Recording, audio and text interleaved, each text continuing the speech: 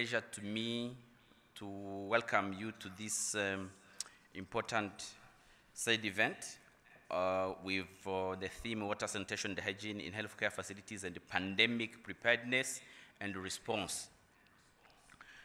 WaterAid is a global organization with a vision where everyone, everywhere, has access to safe water, hygiene, and sanitation.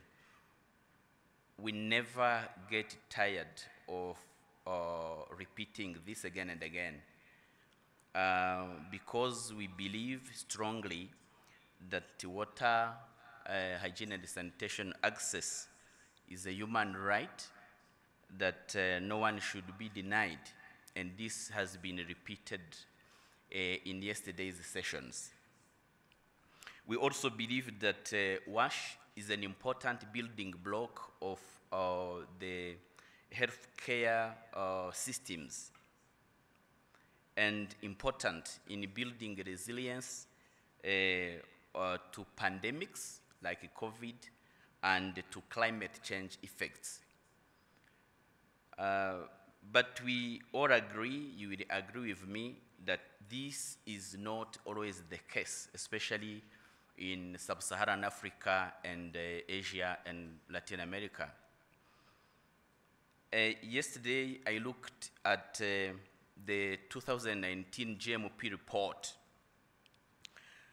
to find out that in 2019, and that's the time of COVID outbreak, a quarter of healthcare facilities had no water, and 10% of them had no safe sanitation, when 1 in 3 healthcare facilities had no hygiene facilities at a critical point of care. That's the situation where COVID found us.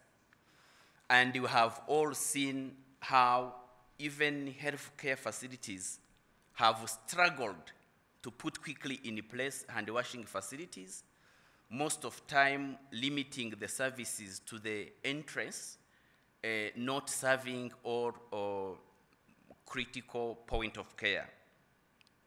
This is a serious problem. I think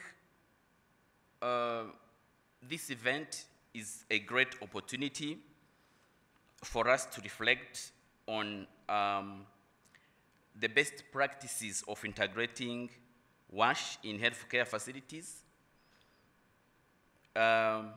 This space is going to offer a platform for discussion on COVID-19 response with partners, and we are going to introduce our Hygiene for Health campaign, and I'm excited about this, and the same excitement should be in the room and in our colleagues who are attending from the virtual platform. As one panelist put it yesterday, and she put it rightly, extending sustainable and inclusive WASH services to healthcare facilities and to communities and to other institutions, by the way, is not a cost. It's not a cost to government, it's not a cost to anyone, but rather an investment. It's an investment in people for healthy and wealthy nations. Let me invite you to follow with attention the discussions in this session, and I also wish you a happy World Toilet Day. Today is a global toilet day. I welcome you to the session. I welcome your attention and interest, and I thank you very much for responding to WaterAid's invitation to this session. I think my task was that quick and easy, to welcome you and to thank you very much for your attention. Thank you.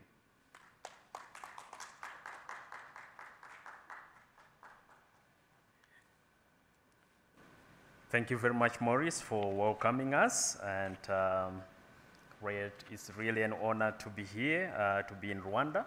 And we have seen quite a lot of progress that the Rwanda government has done with regard to provision of healthcare to its citizens. It's an opportunity for us also to learn, for most of the participants who are here and also attending online, to learn on all those developments. I wouldn't want to tone down your welcoming remarks, so let me move on to request our regional director for WaterAid East Africa, Olotayo Bankole Balole, to give us an opening address. Olotayo, as she comes, please, let's welcome her on stage. Thank you. Thanks a lot, Ronnie, and good afternoon, everyone. Good morning to those who are in other parts of the world. And good morning, good afternoon, good evening also to our virtual audience, and of course to all of you that are in the room with us here as well. Ronnie, I think Maurice has done a very good justice to saying a little bit about who we are as WaterAid, but I'll just add a little bit more. As an organization, WaterAid was born in 1981. And it was actually an innovation of water utilities in the UK. And when WaterAid was born to provide water and toilets, I would say, to the most vulnerable people in the world at that beginning. Over time, WaterAid has evolved and grown and understood that it's not all about digging wells and boreholes, but about making systemic sustainable change in the world where WASH is concerned. And right now, WaterAid is a federation of members that are as follows. We have WaterAid UK, we have America, Canada, Australia, Japan, Sweden, and of course, India as the members of the federation. And we have presence in about 38 countries so far. And most of the work that we do differs from one part of the world to the other. On the continent, we are in about 20 countries in West, East, and Southern Africa. And I know that as we go on in this session, you get to know the flavor of who we are across the continent and also beyond our continent, also from Asia as well. Having said that, globally, we work with a lot of partners because WASH and working in WASH is a wide spectrum, so to speak. So we have to work with others to be able to ensure that we fully integrate the work that we are doing into other key sectors. We do integrated WASH services, working very closely with gender, working closely with the environment and climate, working also very closely with education and health, as we have been saying so far. And of course, that brings me to talk a little bit about why we're here today. We're here today to really continue to put a torchlight, if I want to call it that, and some spotlight on the fact that over the past 2 years, and even more, because we've also seen Ebola come and go, but we're still within the throes of the current pandemic, and it is clear that without sustainable WASH services is a pipe dream if we are going to get out of this. We see that WASH is right at the center of all of this. And bringing it even more home, we see that hygiene is right at the center of how people can raise their resilience against all of these pandemics. So basically, when you look at the theme that we have for today is looking at water, sanitation, and hygiene in healthcare facilities and pandemic preparedness and response from the lenses of the work we have done and from the work that some of our partners have also done over the years, in the past almost 2 years of COVID. So basically, in terms of our objectives for this session, is really to demonstrate our work on integrated and inclusive WASH in healthcare facilities, to offer a platform where others can join us to discuss our COVID responses and with our partners, whether from private sector, from government, from bilaterals, to really see what are others also doing, what are we doing, how do we make that change happen together. And of course, we have been talking over time about our Hygiene for Health campaign at WaterAid, which we believe is very closely linked with the hygiene and Hygiene for All that WHO has been pushing also. And so for us, how do we continue to help to build that momentum towards hand hygiene roadmap that has been put in place already? So for WaterAid, it's quite crucial that we recognize that the basic common man, the marginalized, the poor, those who have been excluded, have access to basic water and sanitation services to be able to combat this pandemic. So having said that, one of the things that has been highlighted before I came to talk is really to say that for WaterAid's participation in this summit is really for us to really showcase where if we do the basics of WASH in communities across the world, we will be able to contain, prevent, and manage this pandemic. Of course, on the other side of it is also all the work that is being done around ensuring that we have vaccines. But we also know the story about that. Our part of the world, particularly the global south, do not have enough access to the vaccines. So what we need to fall back on is still the basics of hygiene, hence the Hygiene for Health campaign that we are pushing out there. So having said that, I don't want to waste our time too much because I know some people have been online for quite a while. This is just for you to understand the scope of the work that we're going to do here today. And we really, really appreciate comments, thoughts from the virtual world, apart from that coming into the room, to really help add and enrich the discussions that we're going to be having here today, and then see how we can chart the way forward on more collaboration across different sectors to really make the change that we want to see in the world to show. So thank you, everybody, and let's have very fantastic deliberations today.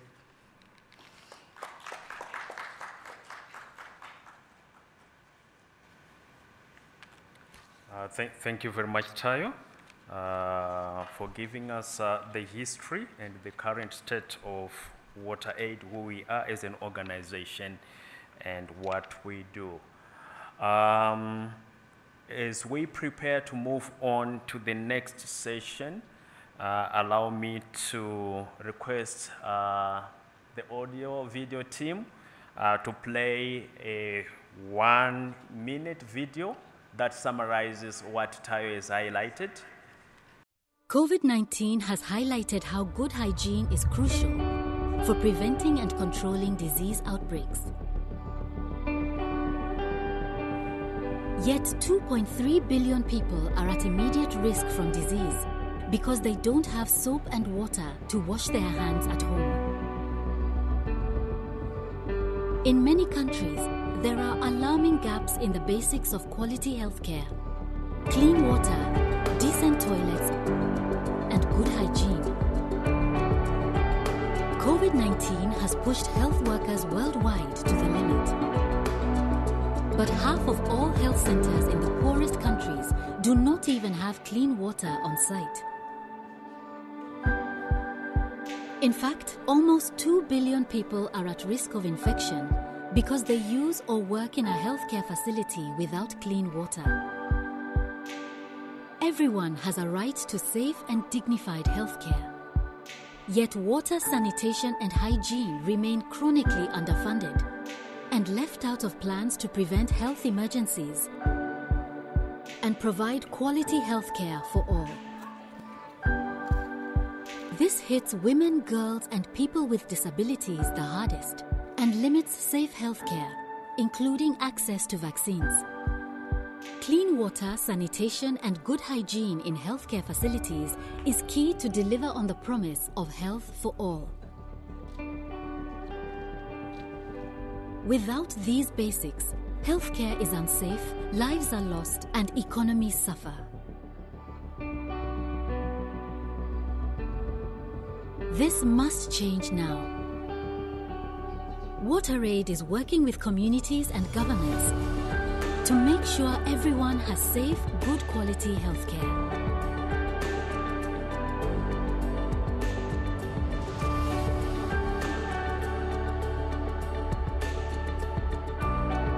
Governments, donors and the private sector must urgently increase investments in water, sanitation and hygiene in healthcare facilities and communities to build fair and strong healthcare systems and economies.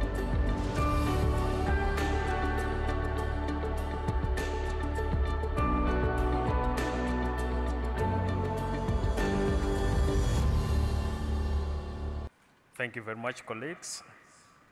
This summarizes who we are as an organization and what we are calling for, especially the importance of water, sanitation, and hygiene in healthcare facilities.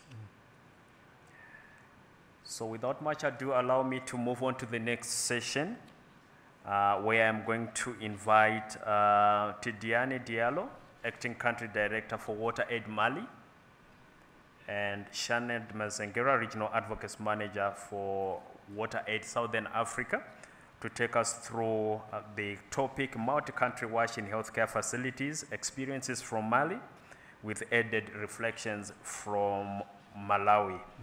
And they are also going to look at how change is happening with WaterAid interventions. Tidiane, confirm if you can hear us. Hi, everyone. So my presentation is on Mali experience, on how we collaborate to get impact and change for WASH in healthcare facility. So I'm going to go through the following point. The first one is the context. It's when, how, and why all this starts. And then we're going to see the area of intervention, where I've been focusing, and then the partnership, some of the key results, we see that. And we have done some innovation during this process, and also we're going to share some of them, and lesson learned. And finally, we will share with you some of the next steps. So the context is that, as the video show us, and also as the regional director said, back in 2014, we have the Ebola outbreak, which led to a series of rapid WASH need assessment. So we have been doing that also in Mali, and following that, we've seen or confirmed increased risk of healthcare associated infection, and also in the great condition of access to WASH services, which all contribute or impact on the quality of care. So as a result, we have the low quality of care. Giving the SDG 3, improving the quality and universal coverage health services, SDG 6 also, and our own global strategy when we are looking for everyone to access WASH. And we are in Mali with some key partners, we decide to start this journey. And as area of intervention, we did a situational analysis to understand the problem. This problem has been looked at different levels: access level, policy level, norm, and how all the actors work together also. And also, we have been working to deliver sustainable WASH service in healthcare facility. That was another specific area we work on. We did also capacity building at local and national level. And then the other area we focused was on monitoring, coordination, learning, and documentation. So these are the key areas we focus on for this journey. To achieve all the success, we work in partnership. The first partner or key partner was the National Director of Health, which is the Ministry of Health representative. It was playing the coordination and leadership role for accountability. And we have been partnering with also CDC for the research component, WHO for developing norm, standard, tools, and capacity building at national level, the WHO Mali. And then we also work with our national local NGO for the implementation. As I say, we also implement sustainable service, advocacy, and all that. So we work with local NGO for implementation, learning, and documentation. Some of the key results we have been able to achieve are the development of the minimum wash package in health facility with the National Director for Health and WHO. So the development of the minimum package was a need so we can have a standard. When someone wants to intervene in healthcare facility, these are where you need to start. This is where you need what you need to achieve, and with clear support, guideline, and tools. And we also have been able to develop national wash strategy plan for health center. So this is a strategic document we have been able to develop with key stakeholders led by the Ministry of Health.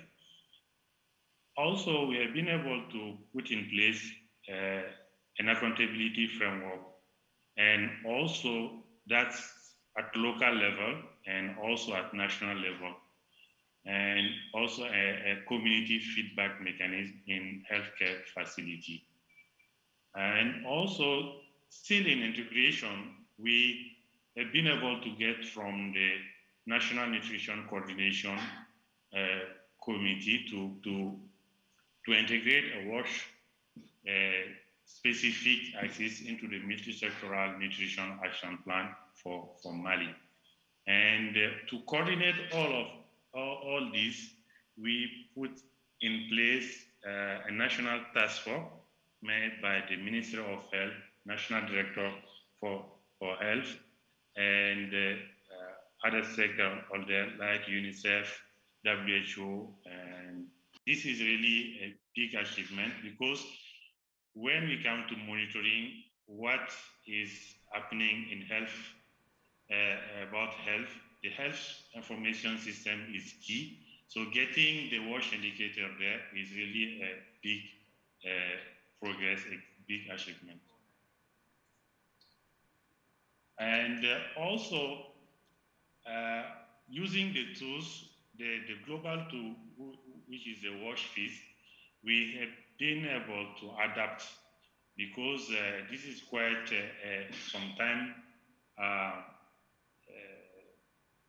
heavy tool, depending on the area you are using that. So we have been able to work with the partner to adapt the WASH fee tool to local context. So it's really easy now for at local government level or at district level to use this tool, or even at the healthcare facility level. And the support by, we have developed also some soft and hard guidelines to support the implementation. And some of the innovation we have been using is using the social art for communicating or doing advocacy around the need of WASH in healthcare facility. These include murals on buildings and WASH structure, like on toilet and standpipe, And also we have a sketch thematic show with active participation of healthcare staff. And also we use television in the health center for looping message show and also some sketch. And this is really very useful, for example, during the routine immunization day, when women can gather and can follow key message and information around all that.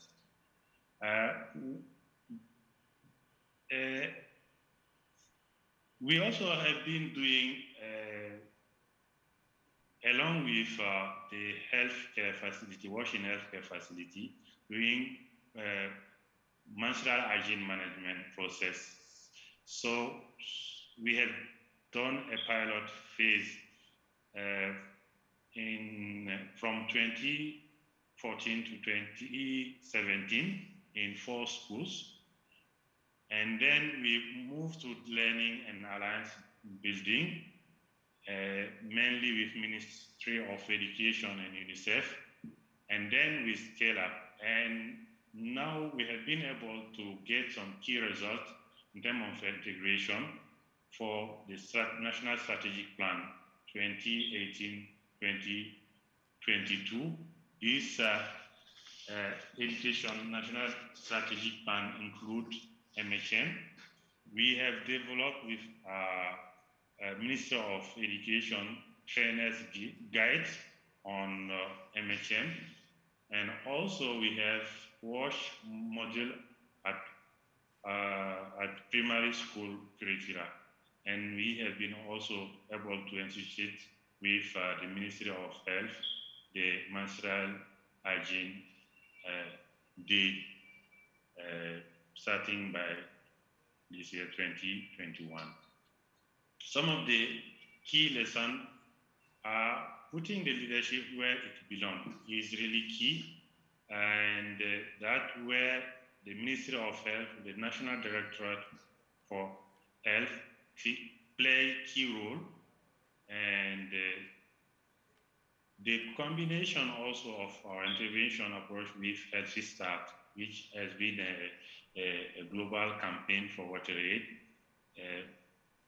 give us opportunity to link that with national projects.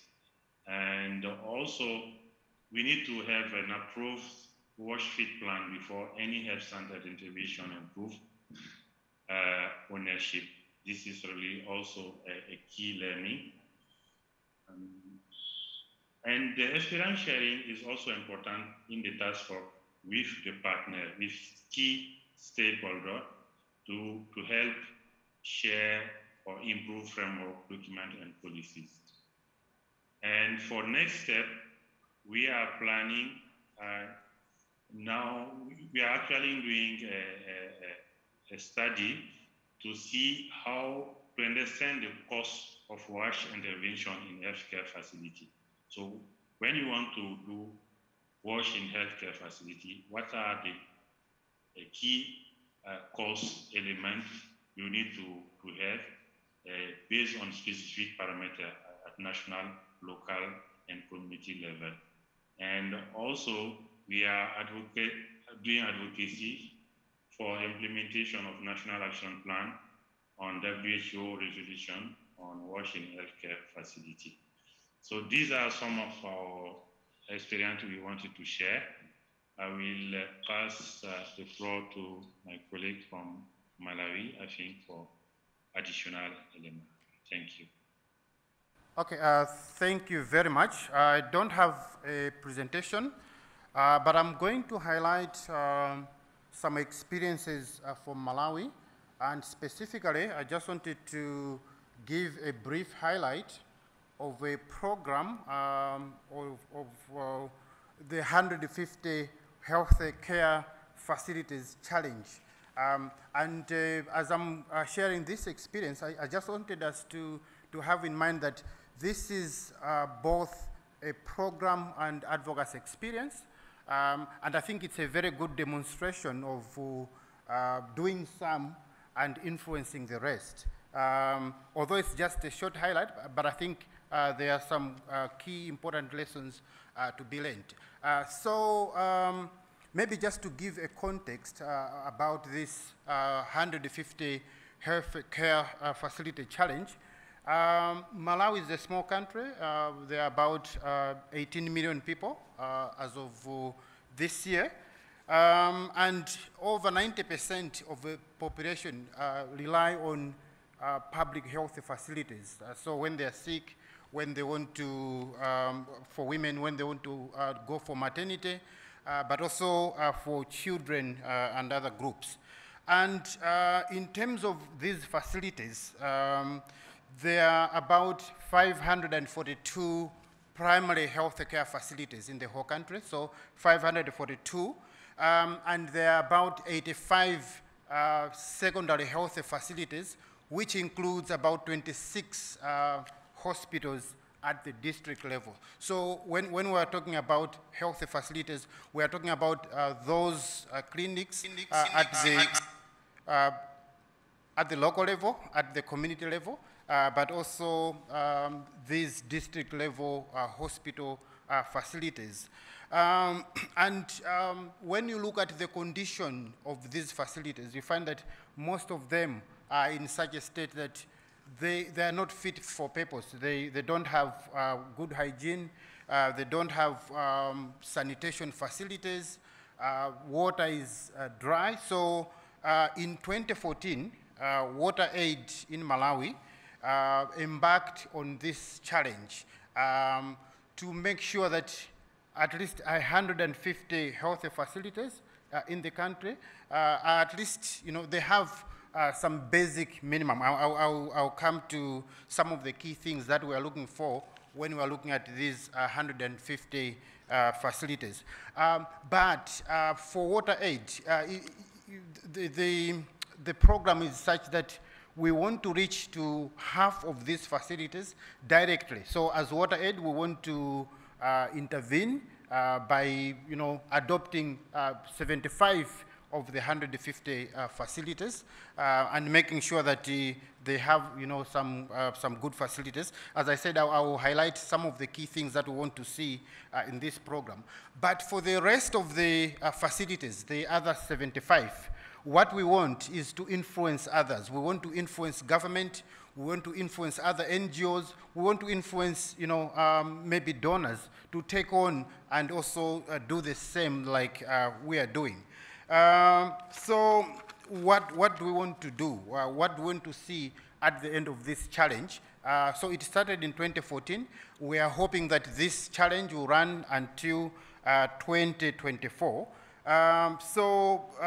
The key objectives that the challenge is actually seeking to achieve, one is to increase the number of health care facilities with access to clean water, decent toilets, as well as good hygiene facilities. So like for the hygiene facilities, we're looking at making sure that nurses or doctors or other people who are using the health centers can access good hygiene, hand washing, and other related hygiene facilities. The second objective is to build the capacity of staff in the targeted health facilities. We want to make sure that the staff are aware of good hygiene practices, but also we want to also build their capacity in terms of ensuring that they know and they practice good hygiene in order not to infect or transmit diseases through poor hygiene practices. So in the very same way, we want to make sure that in these facilities, staff have the capacity that they can practice this, and hopefully they can also transfer some of the skills, some of the capacity to other people as well. We also want to ensure that there is accountability in terms of the facilities, in terms of how they are doing on wash issues, what they're doing, what is it that they can improve. So we want to make sure that citizens can hold the facilities to account but they can also be involved, they can be engaged in making some decisions, but they can also question and query decisions which they are not happy with, in the sense that at the end of the day, we want to see an improvement in these health facilities. So it's really bringing in a rights-based approach and making sure that when these services are being provided, the users, the citizens, are actually able to question, they can make suggestions, they can actually be involved, or in making sure that the facilities are fit for purpose. If maybe some sanitation facilities are not working, then the citizens can also even say, okay, what is happening? What happened to the resources which are supposed to be used for those facilities? And then the last objective is just to make sure that there is funding coming towards improving WASH in healthcare facilities. In terms of where we are at now, out of the 75 facilities that WaterAid wanted to target, we have at least reached about 33 facilities.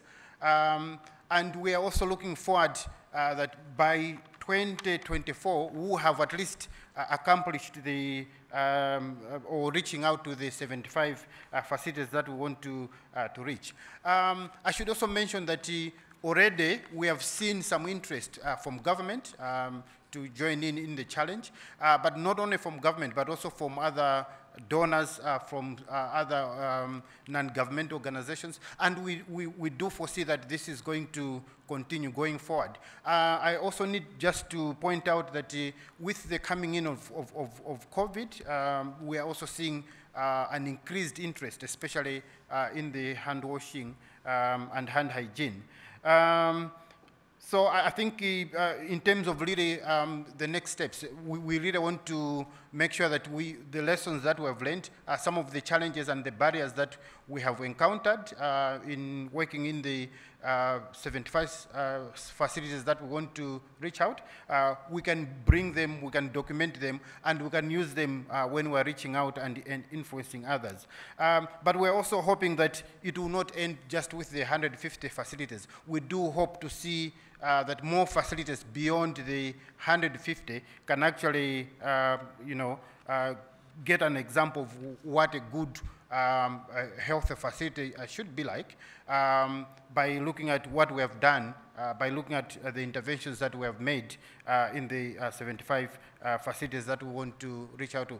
And lastly, Malawi is one of the focus countries for the Hygiene for Health campaign, and we'll also use some of the evidence from our intervention in the 150 healthcare facility challenge to inform our campaign at the local and global levels. Thank you for now. Thank you very much. Over to you, Ronnie. Yeah. Yes, thank you very much, Tidiane and Shenad, for sharing your experiences from Mali and Malawi. Quite interesting experiences and a lot of learning as well. I think let's take this opportunity to invite our colleague from Zambia to share with us their Zambia experience. And he is going to be looking at the government of Zambia progress on World Health Assembly resolution on WASH in healthcare facilities. Mobian, you have 15 minutes, sharp. So over to you. So I'm going to run you through the journey that Zambia has undertaken in the WASH in healthcare facilities resolution from the World Health Assembly. From the perspective of WaterAid, but I do believe that I'm also speaking for the government of Zambia and other stakeholders. My slides are taking a little bit long to load. So from the resolution in 2019, Zambia has looked at the 8 steps that the World Health Assembly had prepared or agreed on, which is aspects to do with the conducting a situational analysis, setting targets, and they define a clear roadmap, establishing standards and accountability framework or measures, and also put in place an improvement plan for the infrastructure and the maintenance to ensure that there is sustainability, and how you would then conduct your monitoring and reviewing and processes. Then aspects to do with developing the health workforce, and in all these engaging communities and undertaking operational research and learning. So maybe just to refresh our minds, the WASH in healthcare facilities agreed on target service levels, and I've just highlighted the targets that we are aiming for. So I've left out the ones that are below the basic, which is not really an SDG target. So from the basic level, the countries or country could agree to set targets or service levels at basic level. We looked at from the Zambia perspective, and WaterAid took the lead during that process to put in place about 40 healthcare facilities as models, which you can see in the picture there. Most of these, 3/4 of them are in rural areas, if not all of them. And so if you look at those particular pictures, they are speaking to the 5 service levels. And so it's a comprehensive picture. So getting back to the 8 practical steps for attainment of the resolution, I've highlighted here what we have done as Zambia. So in terms of conducting the situational analysis, we've done an assessment in 4 out of 10 provinces in Zambia. We also developed an assessment tool, and we rolled it out. In terms of setting targets and defining a roadmap, we then went ahead and established a technical working group at national level, which is chaired by Ministry of Health, and the secretariat is UNICEF, and we've brought on board all our stakeholders. And then we set a roadmap. And one of the key issues that we embarked on really was the national standards. I will show you in the next slide the standards that were launched. And then in terms of improvement of infrastructure and maintenance, we modeled this, we are modeling right now in 60 healthcare facilities, but we've done also the 40 healthcare facilities where we're taking lessons from. And what we are also doing alongside this is to incorporate operation and maintenance aspects to do with equity and inclusion and life cycle costing, which is one of the key challenges that you do get in these infrastructure projects. So in the picture there, you see a comprehensive national WASH in healthcare facilities standards, and it comes in 4 booklets. So you have a field guide, you have a technical assessment tool, then you have the technical guidelines, and then lastly, the standards themselves. So these have been launched by the government of the Republic of Zambia, and this is what we are running with. So getting back to the journey on the practical steps, in terms of the monitoring and reviewing of data, we use the WASH Fit assessment tool, and we then contextualize it to the Zambia situation, and also the field guide that I was just showing you. And then we've undertaken trainings for partners and government staff. And so in terms of the development of the health workforce, I think this is an ongoing capacity building process. And also in terms of engagement of communities, this has started, and we are doing that on an incremental basis in light of what is also happening in country where the government of the Republic of Zambia in the 2022 budget have, so to speak, taken the funding to the local level. So this will be a great opportunity. In terms of the operational research, we've done a bit of some publication. I know that this, we can do a little bit more to that. So we've produced a number of documents which the participants could request for, such as the standard designs, which are costed now, the infrastructure development that we are undertaking, the field guides that, like I earlier alluded to. We've done also publication on creating a new reality based on that resolution. So in summary, this is what Zambia has undertaken. Thank you so much. Great. Thank you very much, Mubian, for sharing the Zambia experience. I think from a general outlook, we can see similarities between the three countries, Malawi, Mali, and Zambia. Allow me to request Vestine to administer the question and answer session. Vestine, over to you. Thank you so much, Ronnie.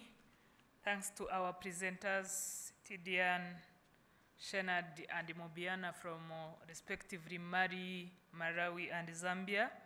At this particular time, I'd like the audience here present and the online one, if there is any question or reflection, kindly raise your hands or share in the chat box from online platforms. Maybe I would start as I wait from those who may raise hands.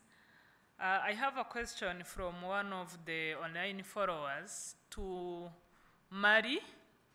The question says, what challenges did you experience throughout the process and how did you overcome them? And the second is also from Cesavara online, that what do you think is the most challenge to health agents to apply action plan for wash improvement in healthcare facilities? Over to you, Tidian, as you wait for others to reflect on the presentation. Thank you. Okay, thank you. So for the first question, I think one of the big challenges we had was to, after having the initial analysis, putting the leadership where it belongs. As we say that it's generally the situation is like that, or who is funding is leading. So we have this challenge to get the right leadership in place. This is where we work with the Ministry of Health. We focus on the National Directorate of Health. The National Directorate of Health is the, if I can say, the operational hand of the ministry, and working with them has been instrumental for us in getting all the key stakeholders in the process. So I think the coordination at the national, local, and even community level has been possible due to this leadership. For the question around the health agents, I think if we follow the process from the assessment, going to the analysis, and also focusing on the real need, because from one district to another, we may have some differences. So using the same thing for different districts may be difficult for the health agent to cope with. So it's true that we need to use the standard, but we need to adapt them for each level to be able to be on the journey. So that's what I can say for these two questions. Thank you. Thank you so much, Tidian. I think you mentioned about partnership still with the national leadership, but also customization of standards to different levels of healthcare facilities. As I can't see any hand up, yes, Dr. Awar, kindly take the mic or maybe move forward and ask your question.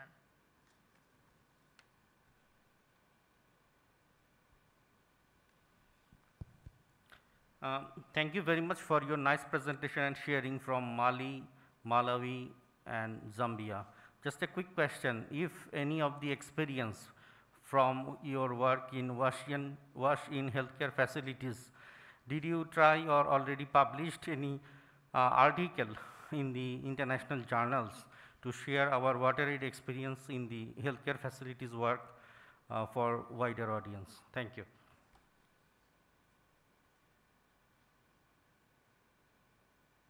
Over to you, Tidian. I think it's a short one. If you have ever published anything around your experience in international journal, this is to you, to Shenad, as well as Mubiana. I say the process we have been using with CDC. So we have done some analysis, and also based on what we have done some publication. So many at national and regional level, and yes, so we have done that. Okay, thank you so much. Anything around Zambia or Malawi? Okay. Maurice, I can see your hand up.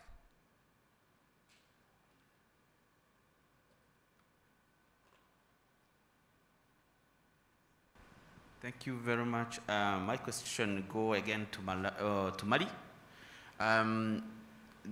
You have mentioned about the existence of minimum package for wash in healthcare facilities, which is good.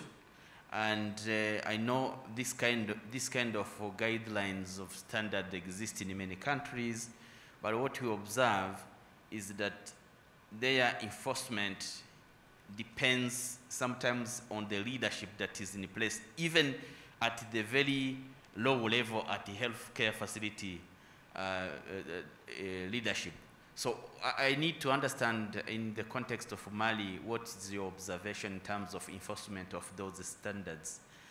And overall at the national level, do you have a mechanism of following up on the enforcement of those standards? That's my two questions, or two in one.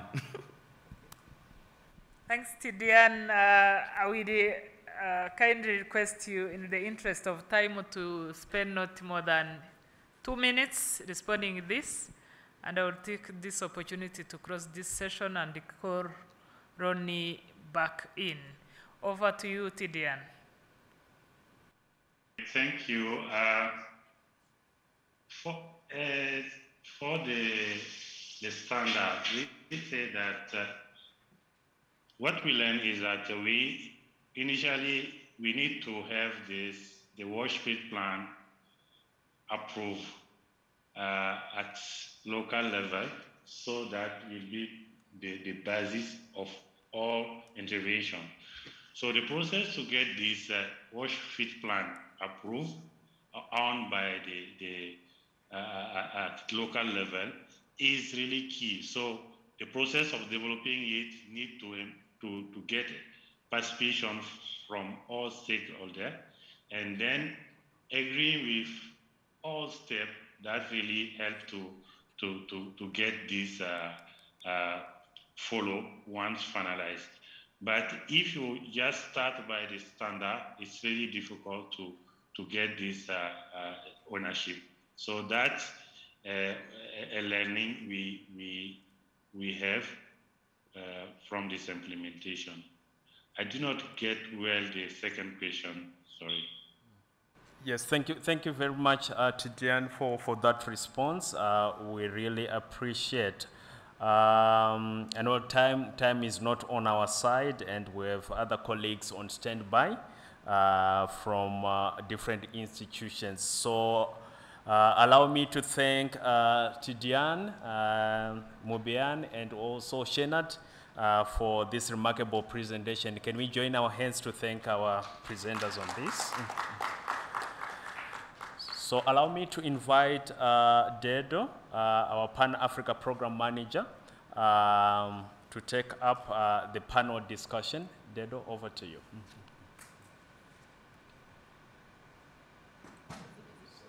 Thank you very much, Ronnie. Good afternoon, ladies and gentlemen, online and in the room. We've come to the session where we are going to have a conversation with our partners.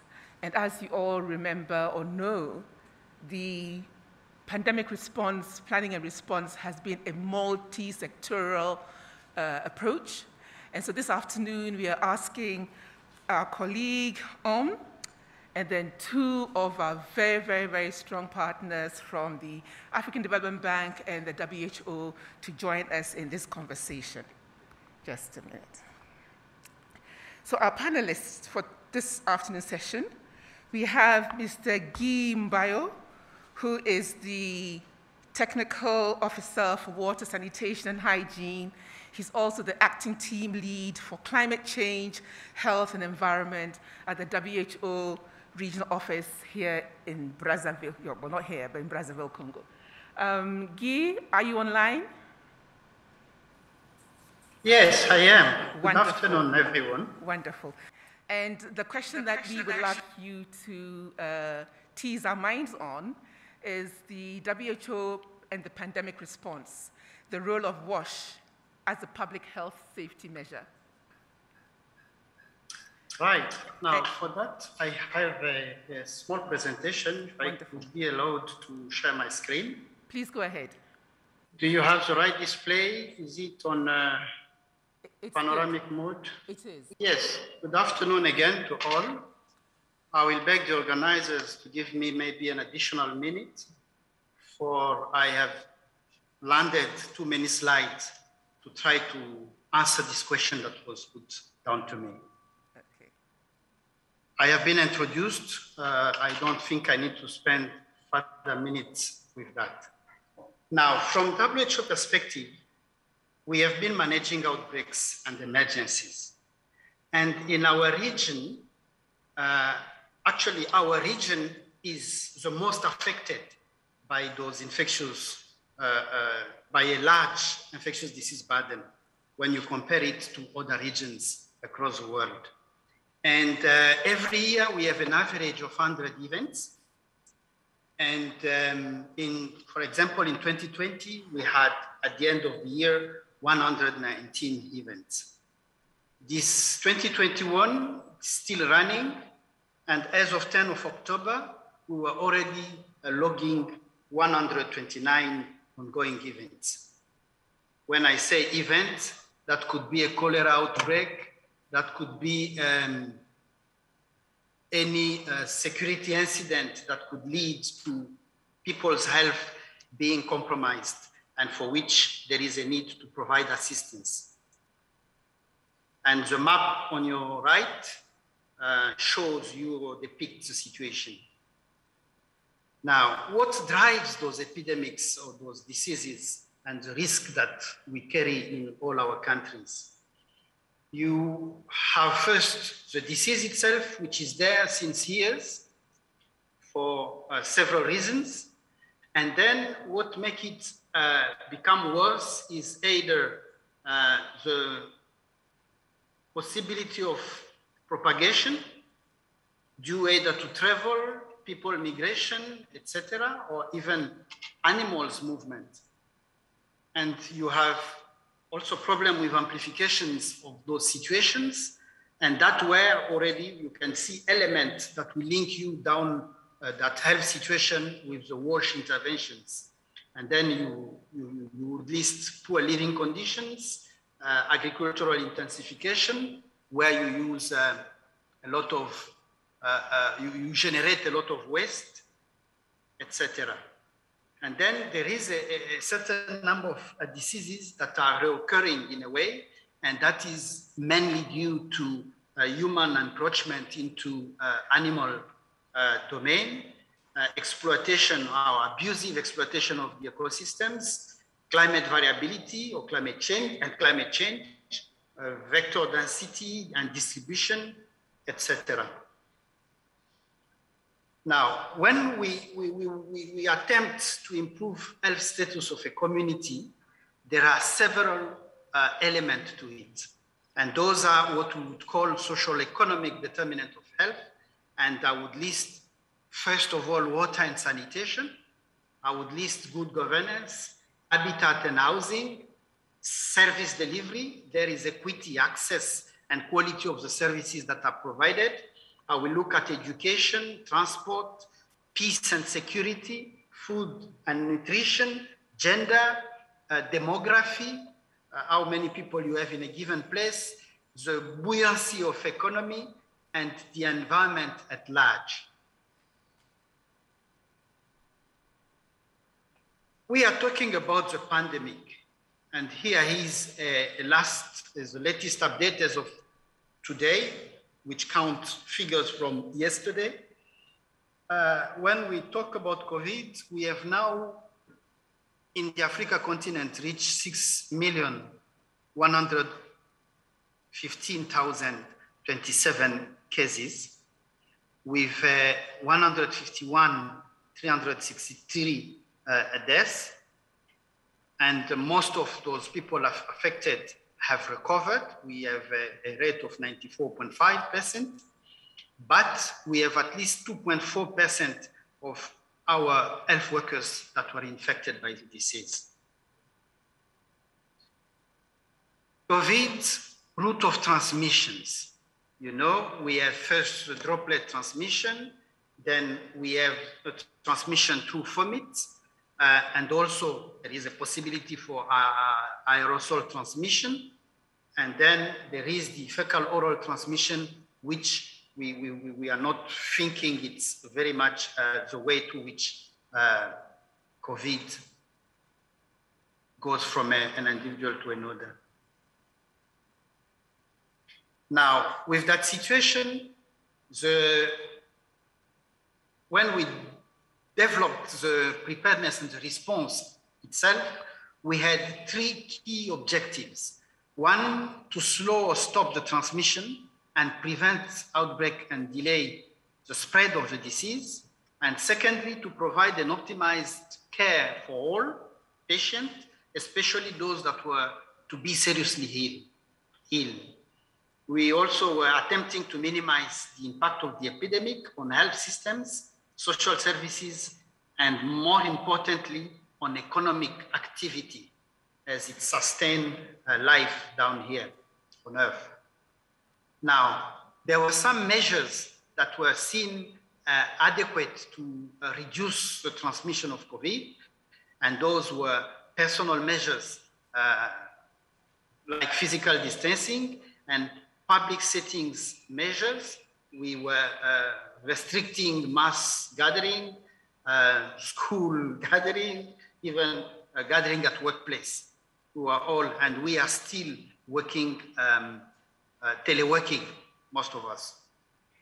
There were also this issue of movement restriction within city, between countries, between cities, and there were also some additional protection measures that were directed toward the most vulnerable people of our societies, and as well for frontline responders that were at the time going towards patients to save lives without knowing what the whole disease was actually about.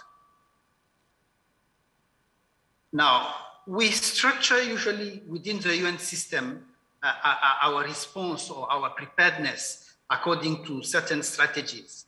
And as you would know, we usually have two major types of activities, the humanitarian one and the development one. And across the spectrum, we have health activities. And the first way I would say that finally WASH or IPC, as they have been linked, and they are linked very much together, it is more systematically featuring into the planning and even the implementation of the work that we do. And that's how, under the strategic plan or strategic preparedness and response plan, we have a structure that have 9 pillars, among which we have country level coordination, regional as well, etc., at different levels, planning and monitoring as a first pillar, risk communication and community engagement, where as well some WASH interventions are being delivered through. And then we have surveillance, rapid response team and case investigation, point of entry, especially for international travel and transport. And then we have laboratories. And here come on 6, infection prevention and control, as said earlier, which is locked or tied up to WASH. We have a few more: logistics and the obligation that we have, despite a pandemic, to continue to deliver essential health services and systems. When we look at this other structure, which is the one for cholera, it's more or less the same. Here we have a bit less number of pillars, but we have still coordination, leadership, and support. We have case management, treatment. We also have surveillance and laboratory capacity. We do have a pillar for WASH activities. And here, with no question, for health, it is central to the response. We also do have risk communication and behavior change, but also the bullets, not the silver bullet, but still OCV, the oral cholera vaccine that we use. Now, this graph shows you a kind of measurement we have made of the level of preparedness of countries for those 9 pillars that were identified earlier for our response, or to prepare us for tackling COVID as it was emerging back in March 2020 in the continent. And unfortunately, we developed some checklists, we shared with countries, and we could already see by analyzing the outcome of that exercise that there were critical gaps in terms of case management and IPC and WASH, and that for obvious reasons. We know what the situation is in most of our countries. For cholera, we do the same exercise. For the pillars identified, we also have a checklist.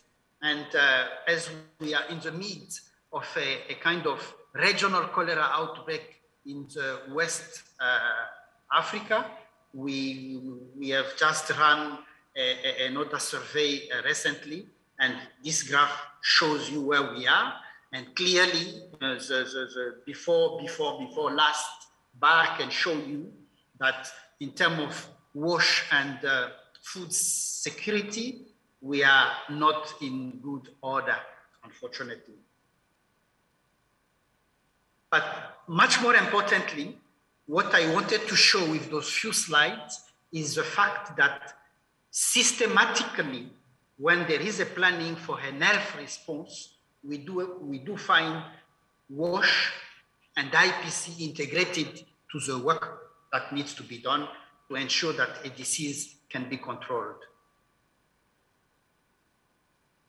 Now, for COVID, obviously, in view of the transmission routes that were alluded to earlier, there were a need to have specific interventions in regard to WASH and IPC. And that's how we developed at WHO a certain number of guidelines, and there were one that came back down in April 2020, and that was related to water, sanitation and hygiene, and waste management for COVID-19 virus. And there were another one specifically on hand hygiene. As you could see, those who are recognized a key to the response that was being, or that is still being implemented to date, in combination indeed with the other measures.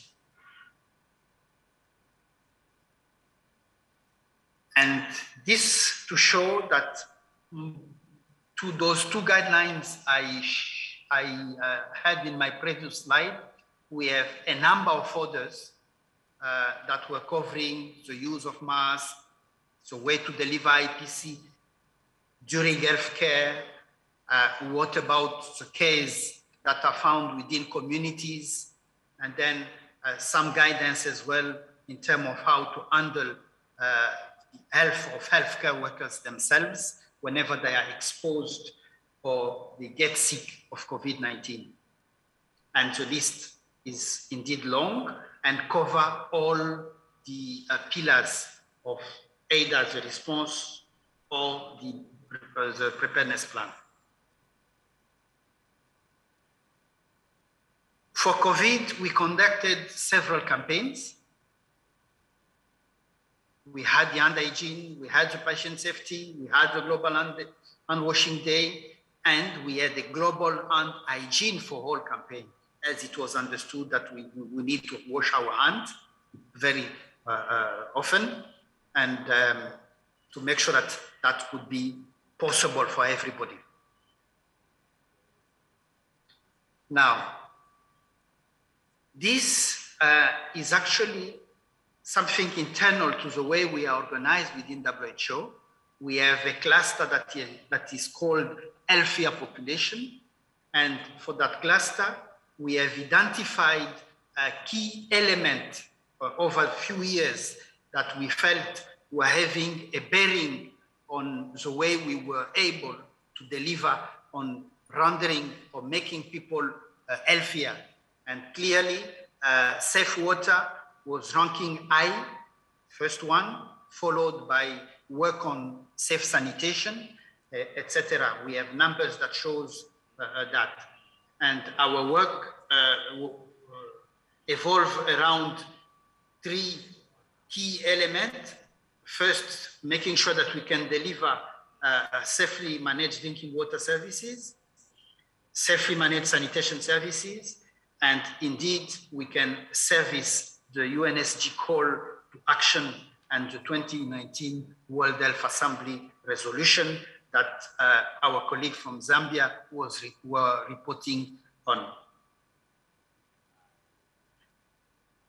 What is a takeaway when it comes to COVID and WASH, COVID as a disease and WASH as a tool to help control that disease? It is necessary to conduct frequent hand hygiene and to make sure that that also happens within healthcare facilities and within public areas, schools, markets, offices, etc., and make sure that all it takes to make this possible should be carried on. Environmental hygiene is important because it enables the effective inactivation on surface that can be obtained within a minute using common disinfectant. And indeed, water, sanitation, and waste. Fortunately for us, all the existing WHO guidance on safe management of drinking water and sanitation services were also to apply without changing a comma to COVID-19 outbreak. So there is a specific important need to disinfect, and it is very much effective. And that where, more than before, there is a call to make for more WASH investment and action, because we were taken by surprise we were nowhere in terms of infrastructure and in terms of service and use of those services. Therefore, there is a need to make no regret investment as much as possible for the wash sector. And clearly, we will have a lot of benefit to derive by intervening within the wash sector, as we have seen in some places where we were fighting COVID, and amazingly, there were less and less recurrence of cases of cholera in some of those spaces, those areas where we were working regularly. Through the years, we have had a lot of best practice we could share. There is a list here. We will not spend more time on it. We were having some case studies from Mali earlier. Now, the key to this also is the current situation in terms of access to water, sanitation, and hygiene within the continent. We are the less endowed, as you know, with our 733 million people that are lacking basic access to basic sanitation services, more than 800 that are not washing their hands with the right and adequate facilities. And we have at least 382 million people that can't have access, to safe water services. We need to do something. That is then clear. And if we want really to accelerate that, we want to feed the levers that can enable us to achieve the target, or quickly or faster achieve them. And here then come this framework that explain a bit what can be changed to get there, and it sustains all the work that we are doing around and hygiene for all, and it applies as well for wash services. We need to reduce mortality and morbidity due to infectious diseases, including COVID. Therefore, we want to have country accelerating progress toward achieving wash and hand hygiene for all by 2030. And there are key inputs on which we want to work, one being the financing, one being understanding the data, managing it, monitoring it, strengthening capacity and developing it where it's not there, banking on innovation, evidence and learning, and then, and indeed, ensuring good governance and extending our partnership for, we need a multi-stakeholder engagement to be successful in all this. And this applies to all settings, be this health centers or health facilities, schools, communities, etc. So I will be concluding now. Water, sanitation, and hygiene are definitely fundamental for providing safe and clean care and for respecting the dignity and right of staff, patient, and givers. And it is more so truthful during outbreaks. And what can member states do?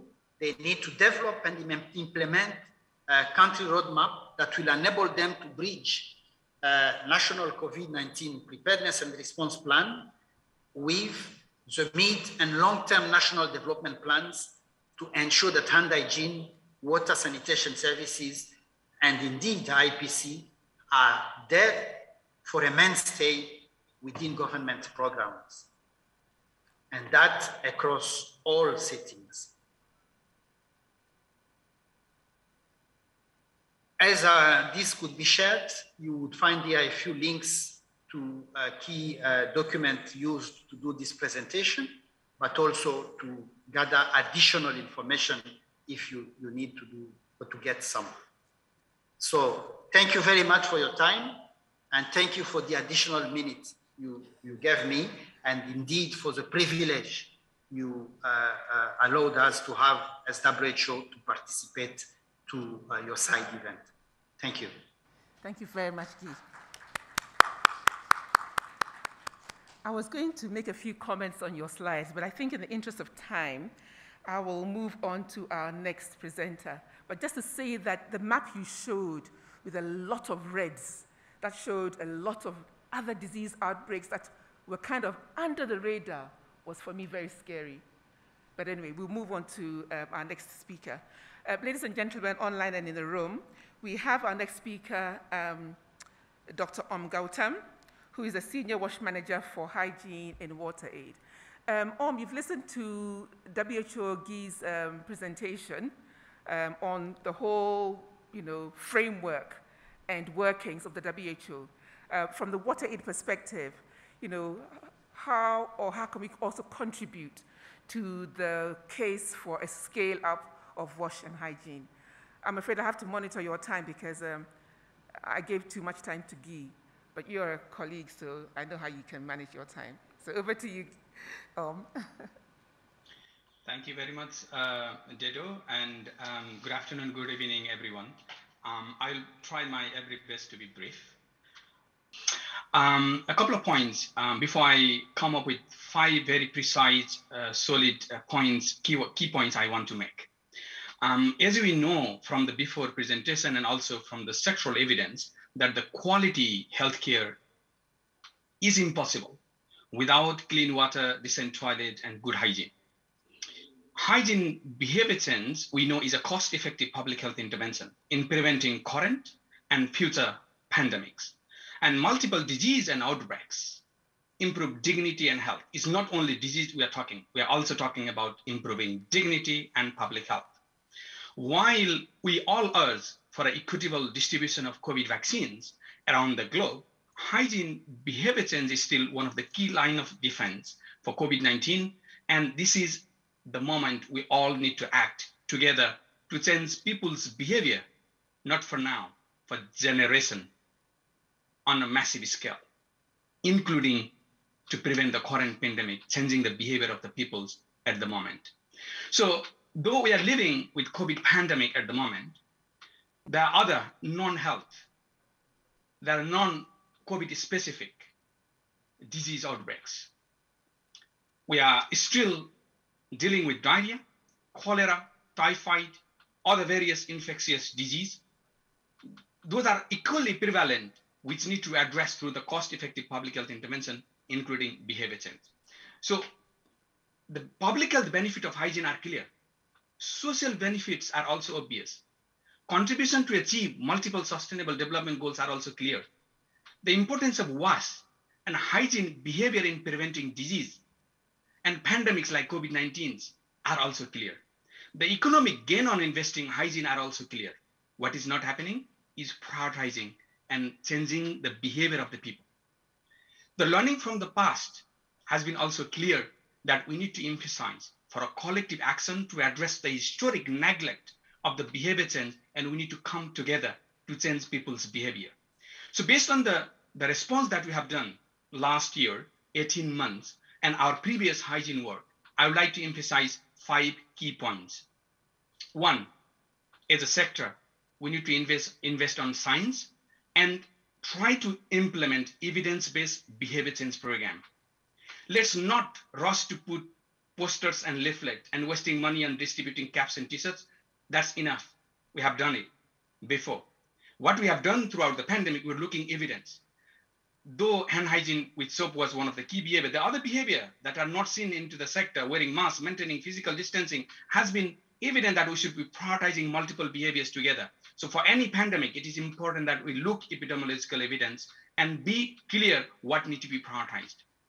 We need to target disease-sensitive behavior and apply theoretical framework so that we can address the key behavior at the same time, the behavioral determinants, the barriers, the people emotions, in order to design the intervention package through which we can actually change.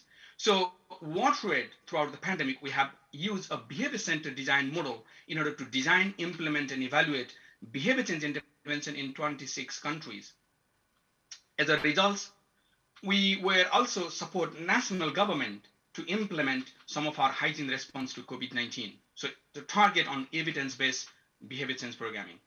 Second, hygiene intervention should use people's emotions, and intervention should target any specific settings linked with the behavior what happens in order to change the social norms. So based on the science, what we have learned, any behavior change intervention has to address 3 levers for behavior change. 1, be intentional to use people's motivations while designing your intervention campaign, so that your intervention is going to motivate people to change their behavior. And WaterAid, through our implementation in 26 countries, we have reached 181 million population in order to change their behavior over time in last 15 months. So since the beginning, it was clear that fear is going to be a temporary stimulus in changing the people's behavior. So therefore, we have used multiple emotional drivers in order to change the behavior, including North Shore, status, and affiliation. Second, to change the behavior, it is important that behavioral products, facilities need to be in place. So WaterAid, we have installed 2,700 public hand washing facilities in different locations. But these products has to go with cues, nudges, and reminders in schools, in healthcare facilities, in households, in public places. So 2 things has to go together, motivating people and placing behavioral products in place. And third, we need to create social desire and norms, because we are social animals. So we follow what others are doing. So therefore, any behavior change intervention in targeting pandemics or emergency, motivating people, placement of behavioral products with visual cues, nudges, and reminders, and changing social norms has to go together. And it was evident throughout the pandemic that it can change behavior if we do so. Third point, any intervention has to have high exposure, high intensity, and fidelity is key. One of exposure, telling people to do this and that, is not going to work. So therefore, any behavior change intervention, any WAS intervention should have a repeated frequency to expose people multiple times to reinforce the behavior. And that will also reduce the campaign fatigue. Trust is important. Throughout the pandemic, we have seen lots of mass media intervention has been flooded into the sector in order to reduce the virus. But some of those were counterproductive.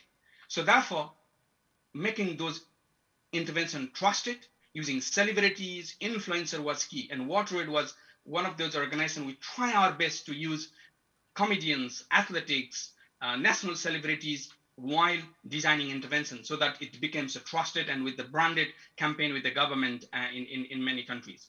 So as much as we are concerned about the fidelity of maintaining the consistent delivery of the campaign, what we have learned that pandemic like this, if we are dealing with the dynamic nature of the pandemic and also dealing with the different virus into the sector, your campaign also need to be progressive to avoid the campaign saturation. So diversity into the assets is quite important. Point number 4, the government leadership is key for scale implementation and ensure long-term financing. Colleagues, 2030 is just into the corner. We have implemented many projects. Let's learn what we have done at a small scale as a proof of concept. But let's start thinking big and acting big. It was evident throughout the pandemic that hygiene is for all settings, and it needed at all levels. So driving large-scale behavior change focused campaign for generation is quite key. So for that to happen, we need to deepen the sectoral capacity and ensure hygiene for all. The government leadership for scale implementation is quite paramount. There are multiple initiatives happening with that realization. The previous speaker also mentioned about hygiene for all initiatives. WaterAid is also partner of this, and many countries currently developing our roadmap, but it has to be fully costed and financed.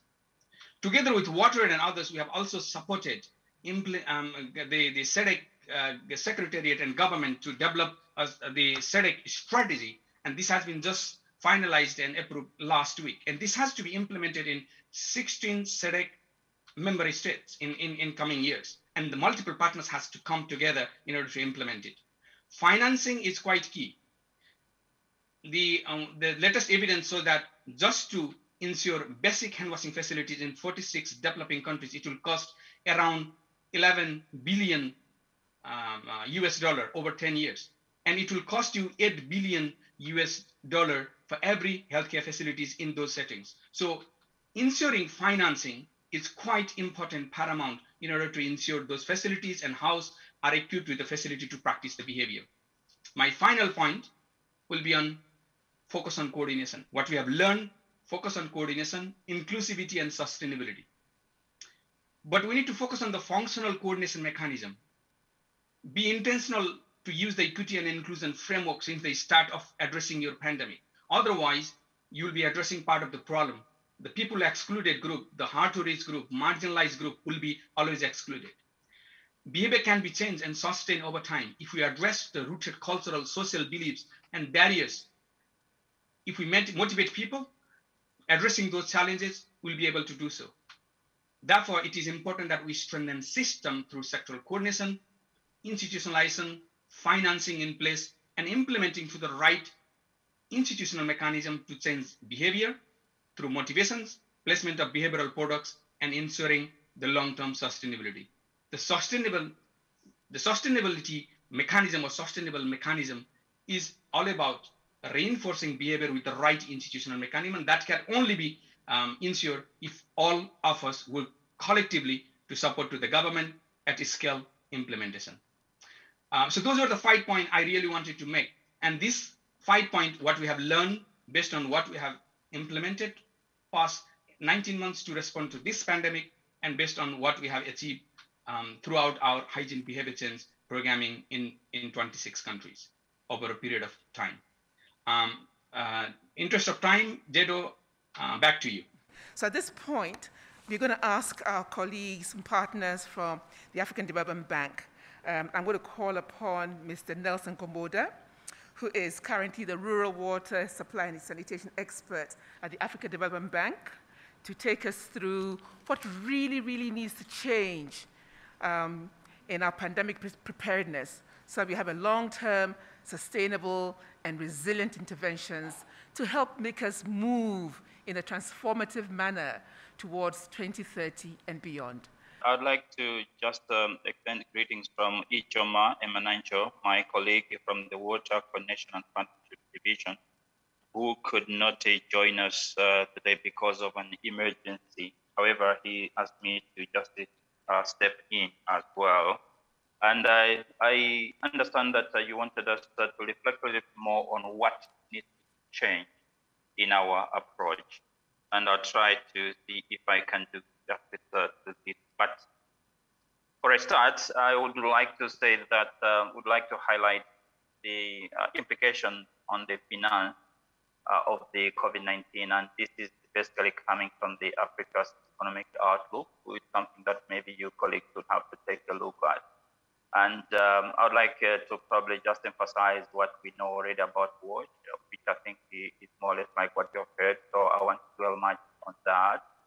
And then, of course, recording the fact that average annual impact from inadequate drinking water and services still remains quite a challenge, even before the COVID-19 pandemic. I'll try to emphasize some few points related to that. And then I will try to just share with you the bank's response from the financing part of the things in terms of coastal waste investment, and then reflections on what really we need to change in our approach as we go forward. To begin with, from the Africa's Economic Outlook document, it is clear that the African macroeconomic fundamentals are at the weakest point because of the pandemic. Actually, we know that Africa has suffered the worst recession in more than 50 years. Especially this was what we saw in 2020 to this particular pandemic. And the challenge related to that is that the growth that we were all celebrating with for Africa in 2014, 2015, 2016 years is no longer there. In 2021, we are expecting, of course, the growth to be at the 3.4%, but it shrunk to 2.1% in the previous year, 2020. The bad news, which I think we have to take note of when we are engaging governments, is that we're gonna have governments in Africa that have serious fiscal deficits.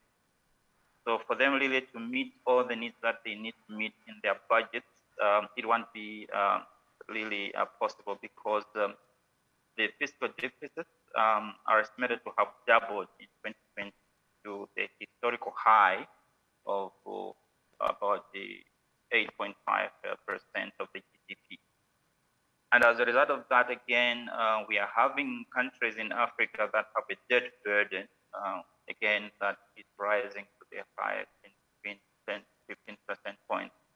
And this is what we're going to see, especially in the short to medium term period.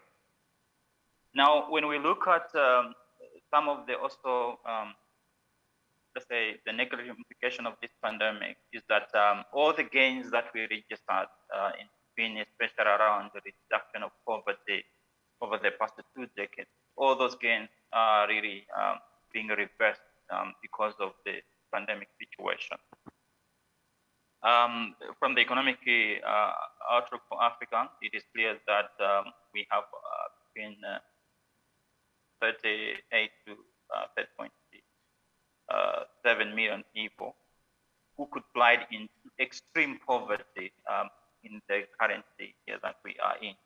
And that number pushes the current number of people living in extreme poverty to 465.3 million, and that's over 30% of the Africa's population. Now, the impact of that is that we're going to see also inequalities increasing highly.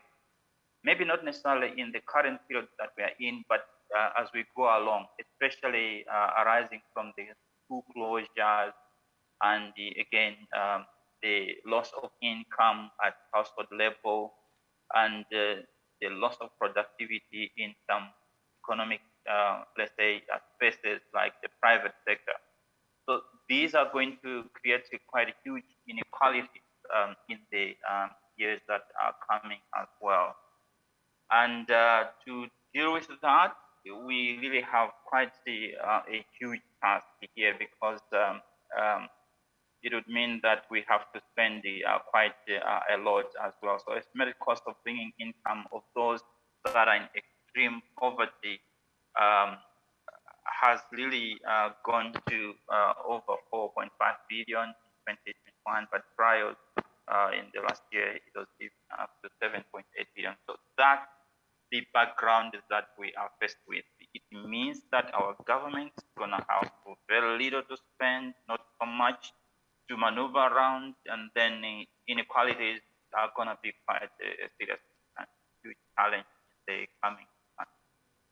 We have already heard about all this, so I'll not necessarily really come to speak about it again, but here we are basically just talking about what we already know when it comes to WASH. I think the points that I would like to highlight here is the fact that we still have quite a number of people that are lacking access to safely managed drinking water, and this number actually has increased over time, over the last 2 decades. And then we still have the rural and, of course, the urban poor impacted most. And as you know, in Africa, we still have a substantial, about 58% of the population. Others say, of course, up to 67% living in the rural context, depending on countries, actually. But again, when we talk of rural, doesn't also mean that we don't have urban challenges. Urban challenges are still quite a huge challenge that we have to deal with. The city inhabitants or dwellers in some countries lacking safely managed drinking water, that number has doubled since 2000. So that's quite a challenge. And the figures say that if we are really to achieve the 20 state agenda, as we normally say, then we require to quadruple the amount and the rate of the progress that we're making now, and that's quite huge. This particular slide is also maybe something that is good for us as we do the advocacy and trying to change our government, that the impact at the annual level from inadequate wash services is quite huge, and quite huge as well in terms of comparison with the epidemics and the earthquakes and other conflicts. Here, when we talk of conflict, we mean the armed conflict that leads to the displacement of people. But in this particular slide, maybe to explain it a bit easily, is that If you can see people affected, which is, if I don't know whether you can see my cursor here, you'll find that for water-related, of course, would have been addressed water, sanitation, drought, and flooding. People that are affected, they are affected hugely from the flooding here. And to some extent also, quite a number of people that are affected with the conflict. But when it comes to death, and this is where the challenge, when it comes to death from the inadequate wash, this is higher than other disasters like flooding, drought, or even earthquake combined. And that's where the challenge. And then when we translate all this into economic damage, we also see that the effect of water has serious impact on the economy at the annual sort of level. But then, of course, once when we have the earthquakes and disasters, it becomes even a challenge. We have huge economic costs. We need to remember, of course, that COVID-19 in between, as maybe we have heard from previous speakers, that it has just added the burden on the existing epidemic and crisis and disasters. So that's really quite a gloomy situation. But of course, we also have been telling ourselves, as we know it, and the fact that there is quite a strong correlation between water and development. And this is the reason why we keep on saying wash is the determinant for development. If you see, I don't know, depending on the screen that you're using, but what you see in this particular table is that if you look at the purchasing power parity per person in most of the African countries, where this is low, it's also because in those areas they have a challenge as well. So this is a fact that we know it. Countries with low access to water and low levels of economic development in Africa tend to be the same, actually. Now, just to share a little bit quickly about how the bank responded to this situation. As we know it, the bank raised the 3 billion social bond in March at the beginning of the pandemic, and also this bond was part of the intervention that the bank rolled out. But again, beyond that, the bank's COVID response facility of up to 10 billion was also provided. And the idea here was to give the member states and countries a flexible emergency assistance to make sure that they are able to position themselves to meet up budget deficits and deal with the needs of the poorest in their countries as well. I don't want to mention this, but I think by the end of last year, the bank emergency package had reached most of all the regions in Africa. I would like just to maybe reflect a little. Of course, other speakers have addressed this pretty well, but I wanted to emphasize that we need to remember that the households in Africa, even in rural communities, are already dealing with wash-related diseases and pandemic. And sometimes when you look at the communities where they're coming from, when they come to school without water, when they come to school without sanitation, when they come to healthy facilities, sometimes it doesn't make a difference for them. I heard this from one of the discussions that we're having, that we forget that maybe people fail to demand for these changes because what they find in public institutions is more or less like mirroring what they find in their own communities. So sometimes they don't see it, but because you are growing and living in that kind of conflicted situation within a crisis situation, it becomes difficult for you to be aware that you're really having some challenges as well.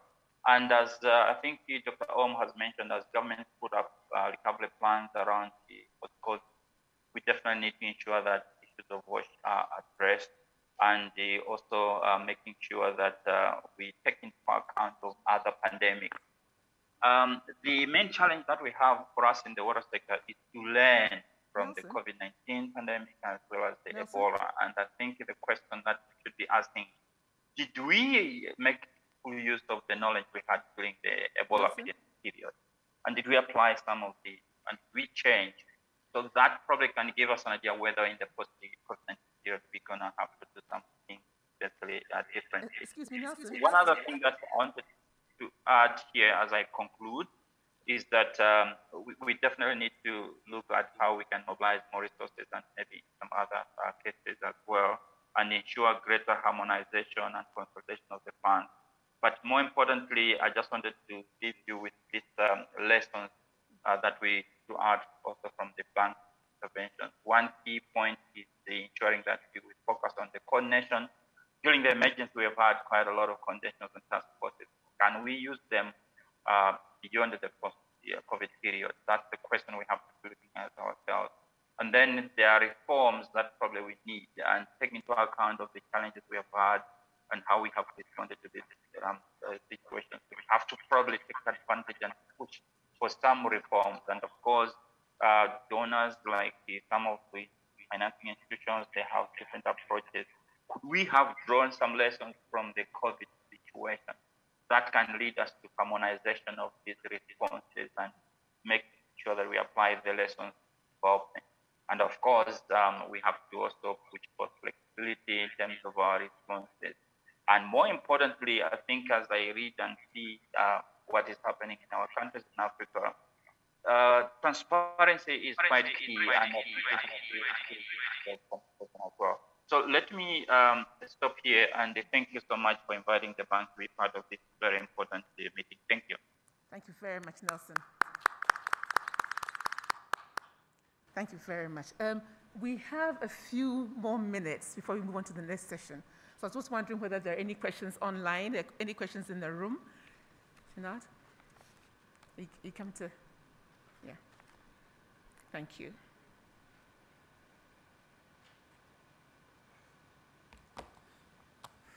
So please, if you have any questions, raise them. I'll also look at the questions which are coming through online. So there is one question, maybe as we are waiting for others to put up their questions, I want to take one or two questions. So there's a question to the presenter from WHO, and the question is coming from Anne in Sosa, and she's asking, from your interactions with countries, what would you say is the main reason countries give as a barrier to low prioritization of WASH in health service delivery? So that question is going to World Health Organization. Maybe if you can take the mic. I would say the problem could be with the planning process. The planning process and the understanding of the planning process. Because as of now, from my reading, many countries have more or less the understanding of what could be the need of their citizens in terms of access to those services. But unfortunately, the way they plan do not either meet the need, and the way they implement, especially the implementation, is a second problem. Now, what are the problem themselves? There is first an issue of what one would call maybe of governance and quality insurance, where we have seen that a lot of those budgets that have been effectively allocated to those services do not reach the actual beneficiaries of those. Sometimes the allocation of contracts are not transparent. And I believe my colleague Nelson from the bank could maybe further pin down this issue. And then you have the issue of quality of what is delivered. I would recall I was chief WASH in Rwanda back in 2006 or 8 for UNICEF. And once we were visiting some or inaugurating some GICA project up in the north.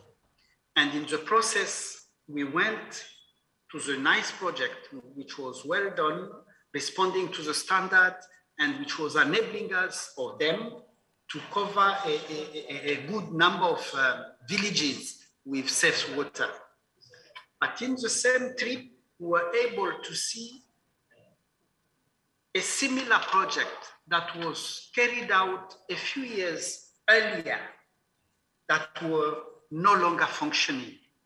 And the closed loop was to realize that yes, money was spent on that project, but yet the quality was such that some of the features of the well-reticulated system were already out of use.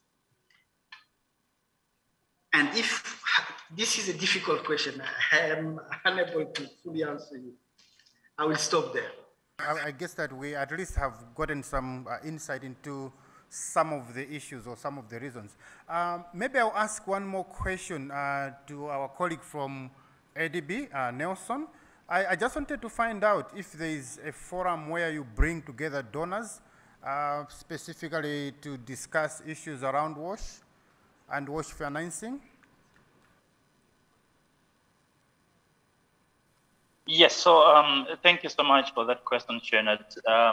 Definitely the bank has different spaces and platforms and quite a number of different development partners. You would find that they have representatives within the bank, especially at the board level. So there is already some opportunity to exchange in that regard. But again, the bank has just established a work coordination and partnership division with the purpose of making sure that there's more coordination, not just with the government partners on one side, but also government players like, for example, WaterAid and Power, making sure that also they are implemented for that as well. We know that the relationship of government partners at country level tends to be good through maybe joint sector reviews and other donor technical meetings, but we don't have much of that. However, we would like to look at how this can be done maybe coming years, starting with the development partners dialogue that is coming up on Monday during the Africa also. We, if you have time, just join that one. We'll have a bit of donors here and highlight some of the great work that they are doing on the continent, but also discuss how best can donors really work and support the countries to address the challenges that they have. Thank you so much. That's what I can say for now. Okay, thank you, Nelson. I don't know if there are any other questions either online or in the room. If not, then I'll hand over to my colleague Ronnie for the next session. Oh, sorry. I'll have to first of all hand over back to Dedo. Thank you. Thank you very much, Shinad. Ladies and gentlemen, let's give a round of applause to our presenters, Guy and Nelson. Thank you both very much for your patience, and apologies again for our late start that has kept you online way beyond on a Friday afternoon. Ronnie, back to you then. Thank you. Yes, and much appreciation to Dedo for moderating this session. Thank you very much, Dedo. So let's quickly move on to our next session. And I would like to invite Abdul Nash Mohammed, Acting Regional Director for WaterAid East Africa, to speak to us on the report on the state of hygiene in West Africa, looking at the implications and findings for policy and practice. Nash, are you online? Can you hear us? Very clearly. Thank you very much. I'm just going to share with you the status of hygiene in the West Africa region. So this was an exercise we carried out at the beginning of the year, covering at least 12 countries in the region. Some of them countries where WaterAid does not have presence in. I'll cover 4 broad areas, some common findings that are critical to the hygiene subsector, some key bottlenecks or barriers, and then an emerging hygiene coordination model, following which I'll look at some recommendations and practically some actions that we have taken so far. So in terms of some of the common findings, we realize that there's huge gap in terms of access to hand washing facilities, exceptionally low. And in places where there is, call it good progress, we're looking at a maximum of 42% in Ghana, you know, where you have people who are able to wash their hands with soap and the running water at home, you know, compared to other places where access is really low as below 10%, Burkina Faso being a clear example. In some other countries, I mean, the figures are so low that it's very, very difficult to even determine access levels like Liberia and other places. The good part is that there are indeed some very, very good national policies on hygiene. Some of them are quite complete. Others are at different stages of completion. For instance, I think 6 out of 11 countries, Gambia, Ghana, Guinea, Liberia, Mali, Niger, have complete plans in place and being implemented. Other places, they're either incomplete or non-existent, as you'd find in the slide there. But it's good to also acknowledge that in some countries, there are peripheral plans. They are not focused on hygiene, but they have, call it a basket of so many things, with the water, with something related to mortuary, or how to make sure there's good food hygiene, among others. Nonetheless, with great hygiene policies, good implementation plans, there are bottlenecks to moving the agenda on hygiene. And one of them is weak political will and commitment. We say this because some of these policies, implementation plans are outmoded. They are obsolete. So some of them even have the language of MDGs, you can imagine. And where they are actually up to date, implementation is weak or poor. So these are really serious issues. And to give you some really practical examples, that we have challenges with monitoring and coordination of ongoing programs. A situation where it is difficult to be able to tell if these hygiene behaviors can be sustained over time if there is weak monitoring, there's weak coordination. Another key element is weak national information systems. Some don't have information systems, and for that matter, building strong knowledge on hygiene is a major issue, and ensuring that interventions are effectively implemented is also a major issue. It's even worse where you have fragmented guidelines. So often you wonder which institution is leading, how they are implementing, how they are holding other institutions accountable, among others. And where you have a good, call it a crazy mix of drinking water management, vector control, management of mortuaries, and so on, you just wonder who is going to pick what and how we're able to track this. To the extent that, just to quote someone who says that hygiene policies are usually buried in main policies, so it just demonstrates weak priority for hygiene. And once hygiene is buried in main policies, it means that when it comes to resource allocation, those areas, sectors considered main are the ones that get all the budget. And then finally, on bottlenecks, financing is a huge one. Not long ago, we were talking about climate financing, water financing, sanitation financing. The time has come for us to make a lot of noise about hygiene financing. Data on hygiene financing or funding is weak and sometimes inaccurate. They may tell you so much is going into hygiene, but when you follow the details, you realize they're actually spending on water or maybe toilets. Financing contribution by states, we've seen very limited. The best case scenario would be 23%, and that's a case in Senegal, but mostly they are below 10% in a number of countries, and that's a huge concern for those who want to push hygiene financing. This is the emerging model, and I don't want to spend more time on this. Let me just explain a bit what this means. So for centralized models, we're looking at bodies, administrative bodies that are responsible for this, and they show the authority in driving hygiene. And we have a number of cases here, Senegal, Mali, Niger. And where you have an open model, you have different actors who support this process. You have examples like Gambia and Liberia.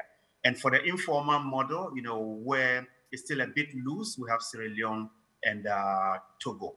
I think one that is coming up strongly is a hybrid model that takes the best of each port. And that hybrid model we've seen is something that's implemented in Ghana and a number of countries where everything is integrated. There's a strong management system, and it covers education, environmental management, and so on.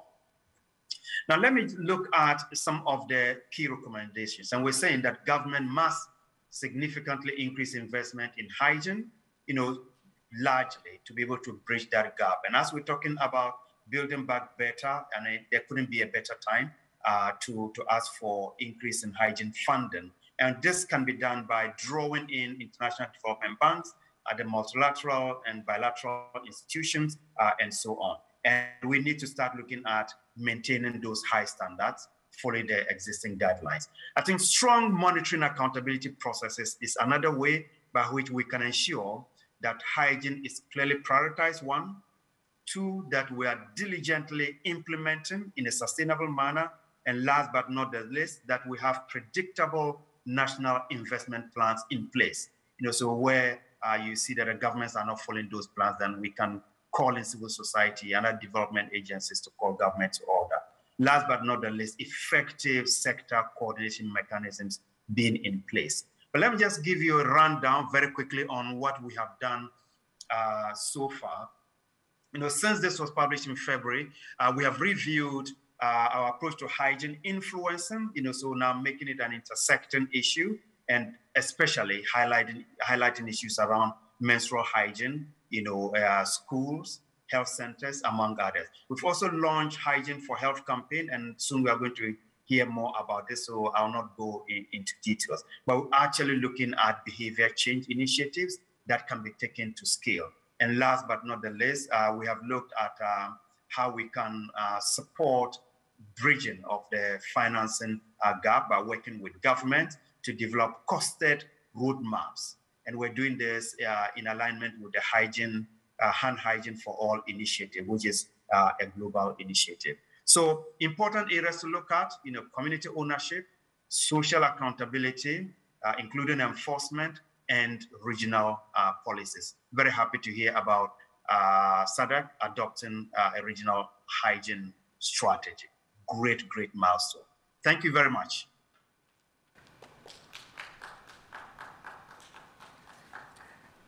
Great. Thank you very much, Nash, for that detailed presentation, sharing the experiences from West Africa. Let me take this opportunity to invite Shenad to speak on reflections from SADC on regional hygiene strategy development processes. Then after his presentation, we can move on to a question and answer session around the two presentations, West Africa and the SADC presentation. So Shenad, you are welcome to. Thank you, Ronnie, and thank you, everyone.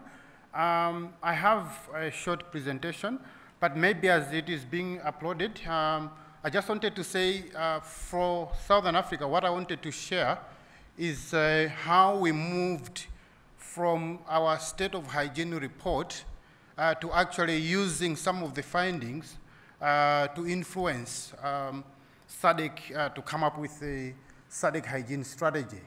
So when I was looking at the state of hygiene from West Africa, I noticed a number of similarities in terms of some of the key issues, in terms of some of the bottlenecks that were coming out, but also in terms of some of the recommendations in terms of taking it forward. And so our state of hygiene report was in 2018. So after it came out, after the region did this state of hygiene report, there were a number of recommendations. And as WaterAid, we thought it would be good to look at some regional level hygiene policy. I think that was what we were looking at when we first initially looked at the report.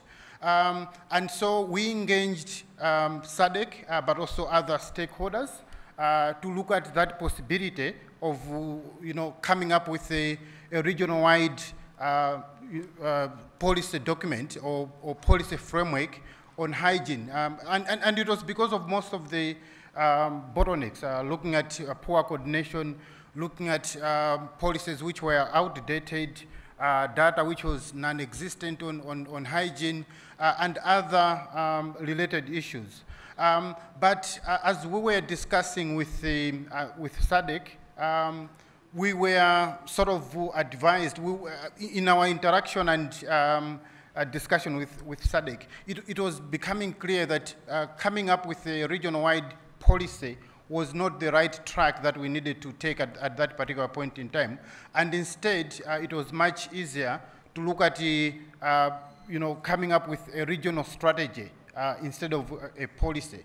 And the reasoning was that we would have a regional strategy, but then maybe on particular issues of hygiene, we could then come up with the policy framework.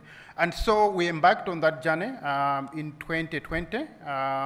At the beginning of the process, we sort of had the will, the political will from the SADC Secretariat, but we also saw that as WaterAid, we could not do this as WaterAid alone. So we also worked with other stakeholders, significantly UNICEF and also World Vision. But it was mainly WaterAid, UNICEF, and SADC which were more involved in looking at, okay, what do we do? What sort of strategy do we want to have?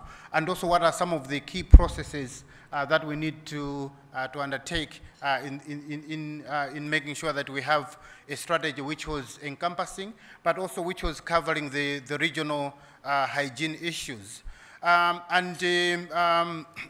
I was again interested to see that when NASH was presenting, there is some sort of a task force, because that was also one of the very first things that we did, to come up with some sort of a task force, which was being chaired by SADC. And through this task force, we sort of drew out terms of reference to say, okay, we want a SADC hygiene, but how should we go about it?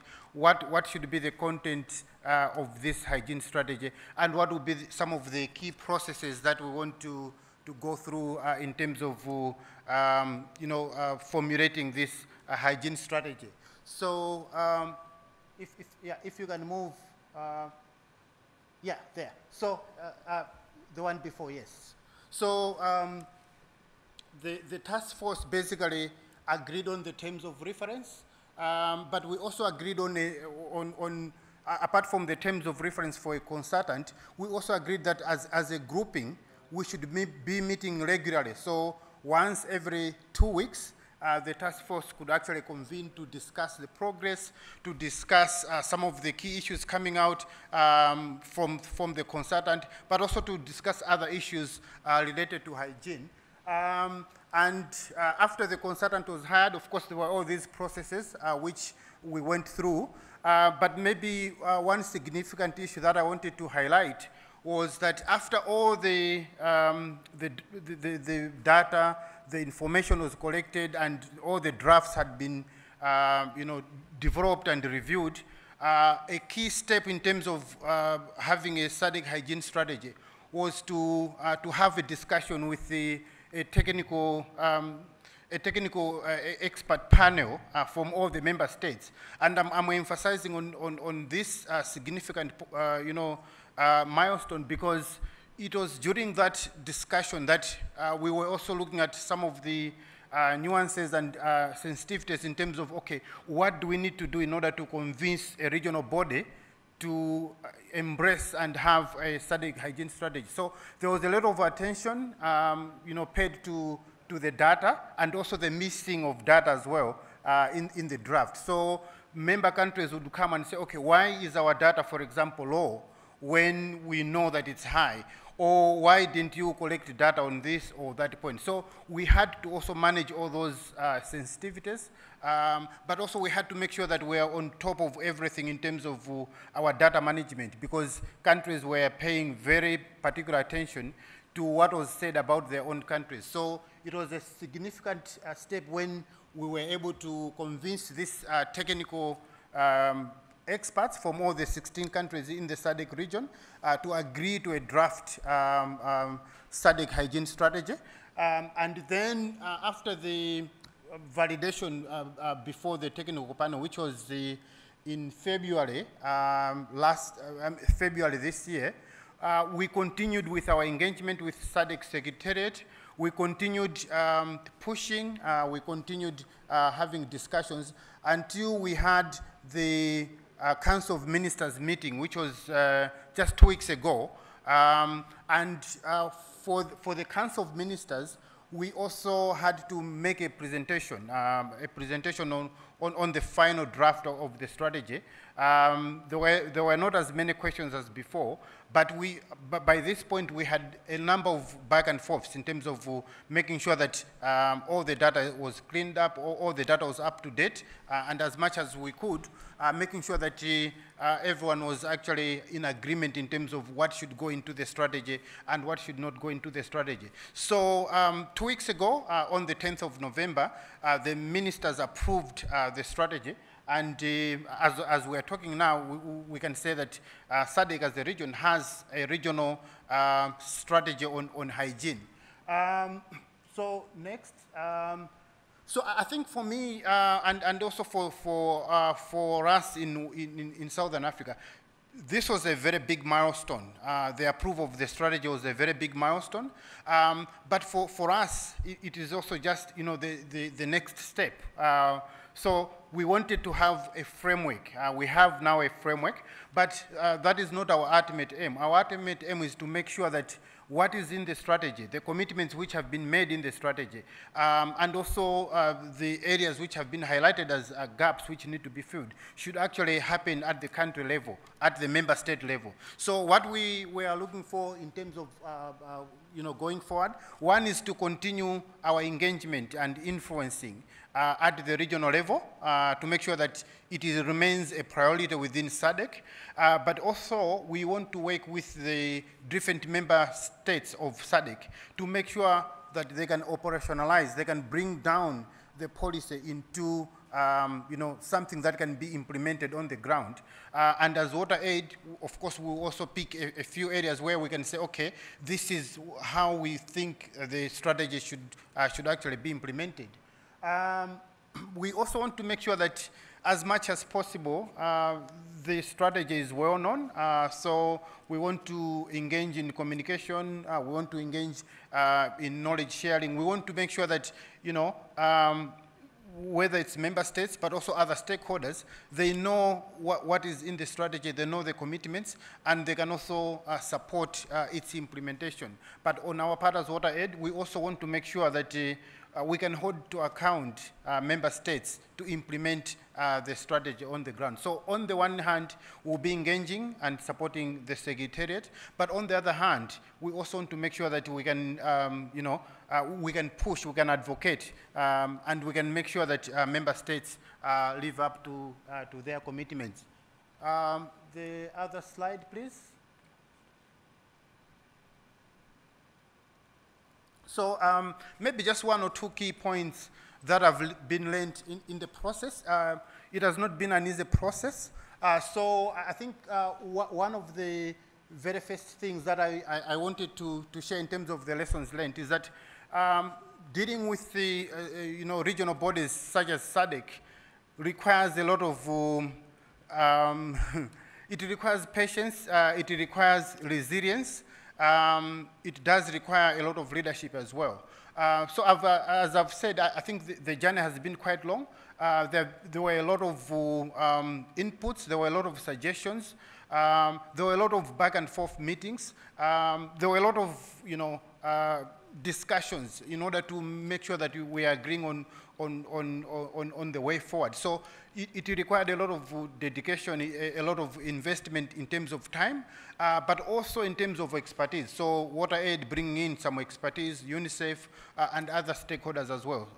And so, having that patience, but also making sure that we're still on track, we have all the data, we have all the information necessary moving forward. The other lesson learned I can share is that when we started, we were looking at a bigger, broader policy, but I would say for regional level policies or regional level strategies, it's always good to have alternatives. It's always good to be flexible. So we're dealing with SADC. They don't have a specific unit dealing with hygiene. And in terms of the approval was done by a Council of Health Ministers. And and for us, that was the best option. And the unit which has been supporting us actually deals with nutrition. So the point I'm trying to make is that we need to be flexible and look at the different alternatives, because at the end of the day, what was important was to make sure that we have this framework, which then we can use for our hygiene work and also for our wash work. And maybe if there are other things that we want, maybe we can do them later on after the strategy has actually been approved. Yeah, and maybe the last point there is just to say that you know, getting the strategy approved, of course, is a big step. It's a big milestone. But it's also important to look ahead, to look forward, to look at how we are going to bring it down and make sure that there is commitment in terms of political commitment, in terms of financial commitment. And for us in Southern Africa, we are also going to make sure that we link you know, some of the work to make sure that these commitments are done, to make sure that the financial investment for the strategy is done through our ongoing campaigns on hygiene for health. Maybe let me stop there. I know there was a lot more to share, but in the interest of time, I just wanted to share, you know, these lessons, because I am sure that for West Africa, I've seen some of the next steps. You might want to take another route, but you can also learn from our processes. It's possible to make sure that what we have generated as WaterAid can actually get into other spaces, but you just need to look at which are the alternatives and how best can we get there. Yeah, thank you. Over to you, Ronnie. Thank you. Yeah, thank you very much, Shinad, for sharing the experiences from Southern Africa. Quite a lot of similarities, of course, with what Abdul Nashir shared on West Africa. So let me invite Vestine to quickly take us through question and answer session. And I'll urge those who are asking to be brief so that we can quickly move on to the next session. We are really pressed on time. Vestine? Thank you very much to our two presenters for very interesting and concise presentation, informative as well. I would now give the floor to whoever have a reflection, either question or comment. Kindly raise your hand. I always take this opportunity to advance mine. I would address my question to Nashiru, but first appreciate the presentation and the very great analysis done. My question is, Nashiru, I hope you can hear us. Very clearly, yes. Perfect. I just wanted to know, how did the state of hygiene in West Africa informed the launched Hygiene for Health campaign? And furthermore, if you would explore more on how this campaign will impact on key bottlenecks identified, especially around weak or low political commitment and financing, etc. Over to you. Thank you very much. Thanks for that great question.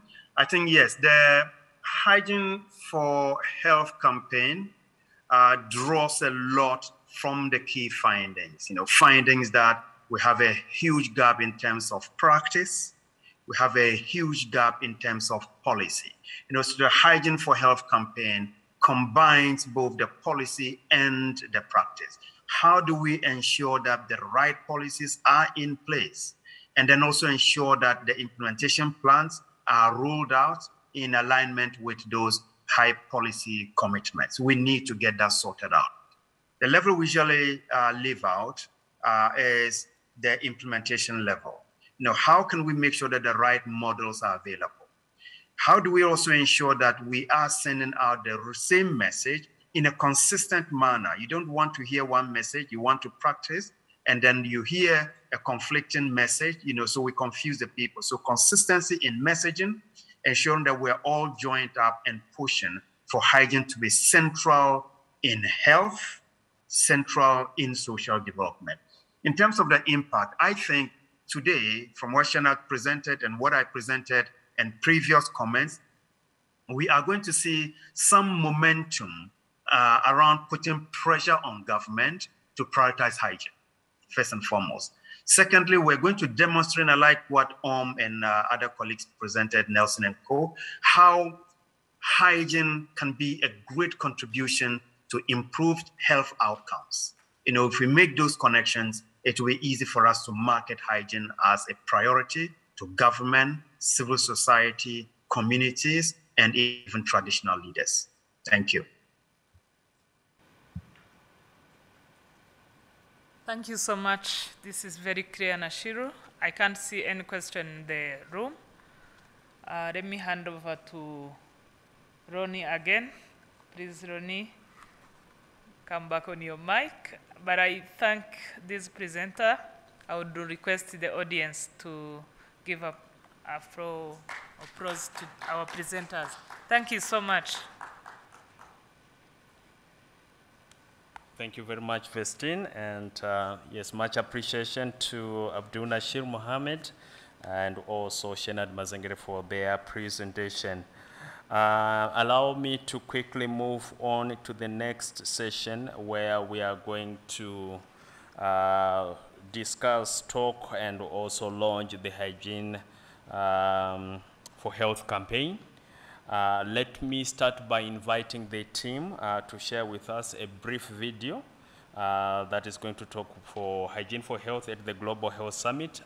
Elizabeth, can you kindly bring that up? As the team is working on that, Claire, kindly confirm if you're online. You will be coming in soon after the video. Claire is our Global Campaigns Director at WaterAid, and she will be giving a talk on Hygiene for Health, basically to complement the video. Elizabeth?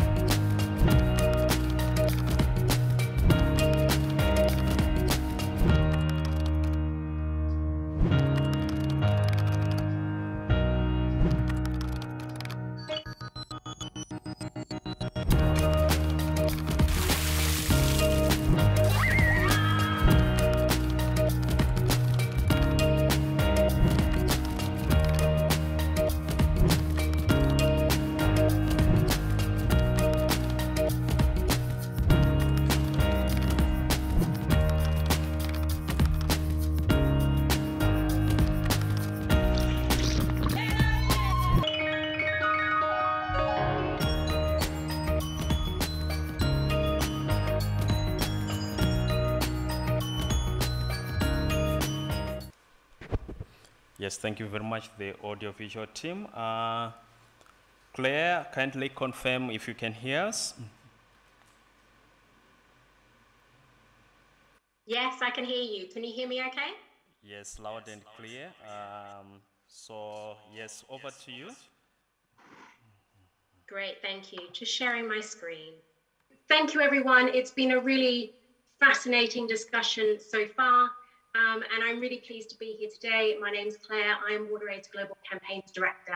And you will have heard already people talk about our Hygiene for Health campaign, and I'm here to tell you just a little bit more about it. It really comes from a genesis of a long period of work, particularly in health and education sectors, and also particularly the scale up of the importance of hygiene in the last few years. That's really culminating in the next phase of our work to really improve access to washing healthcare facilities and hand hygiene for all.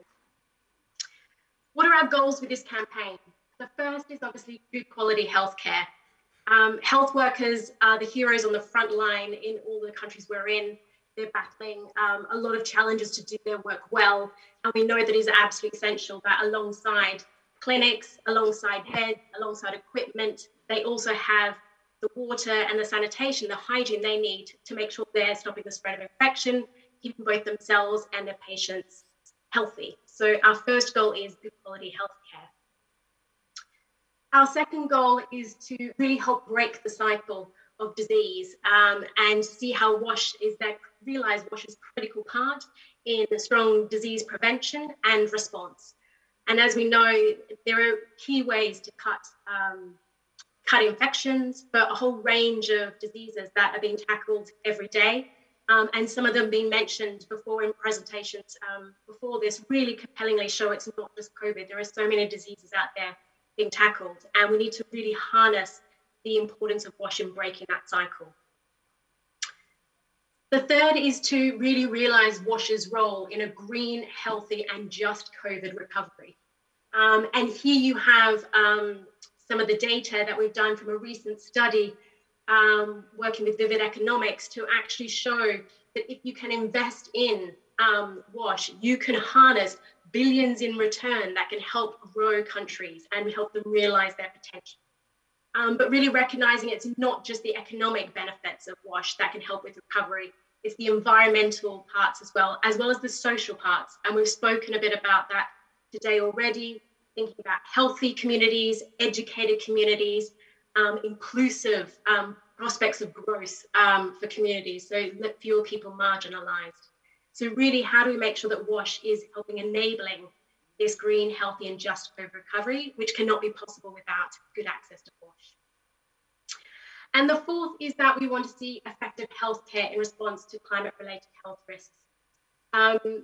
We all know that as many of you are on the front line of climate change impacts and are being hit harder than others, it's only going to become more of our reality. And we know that those impacts will be manifested through water quite often. Climate change is often manifested in terms of too much or too little water, but also in terms of how we respond. How do we make sure communities remain healthy and can prosper in a world where we're going to have increased health risks? So how do we make sure that we really bring WASH to the solutions for healthcare as part of a changing climate world?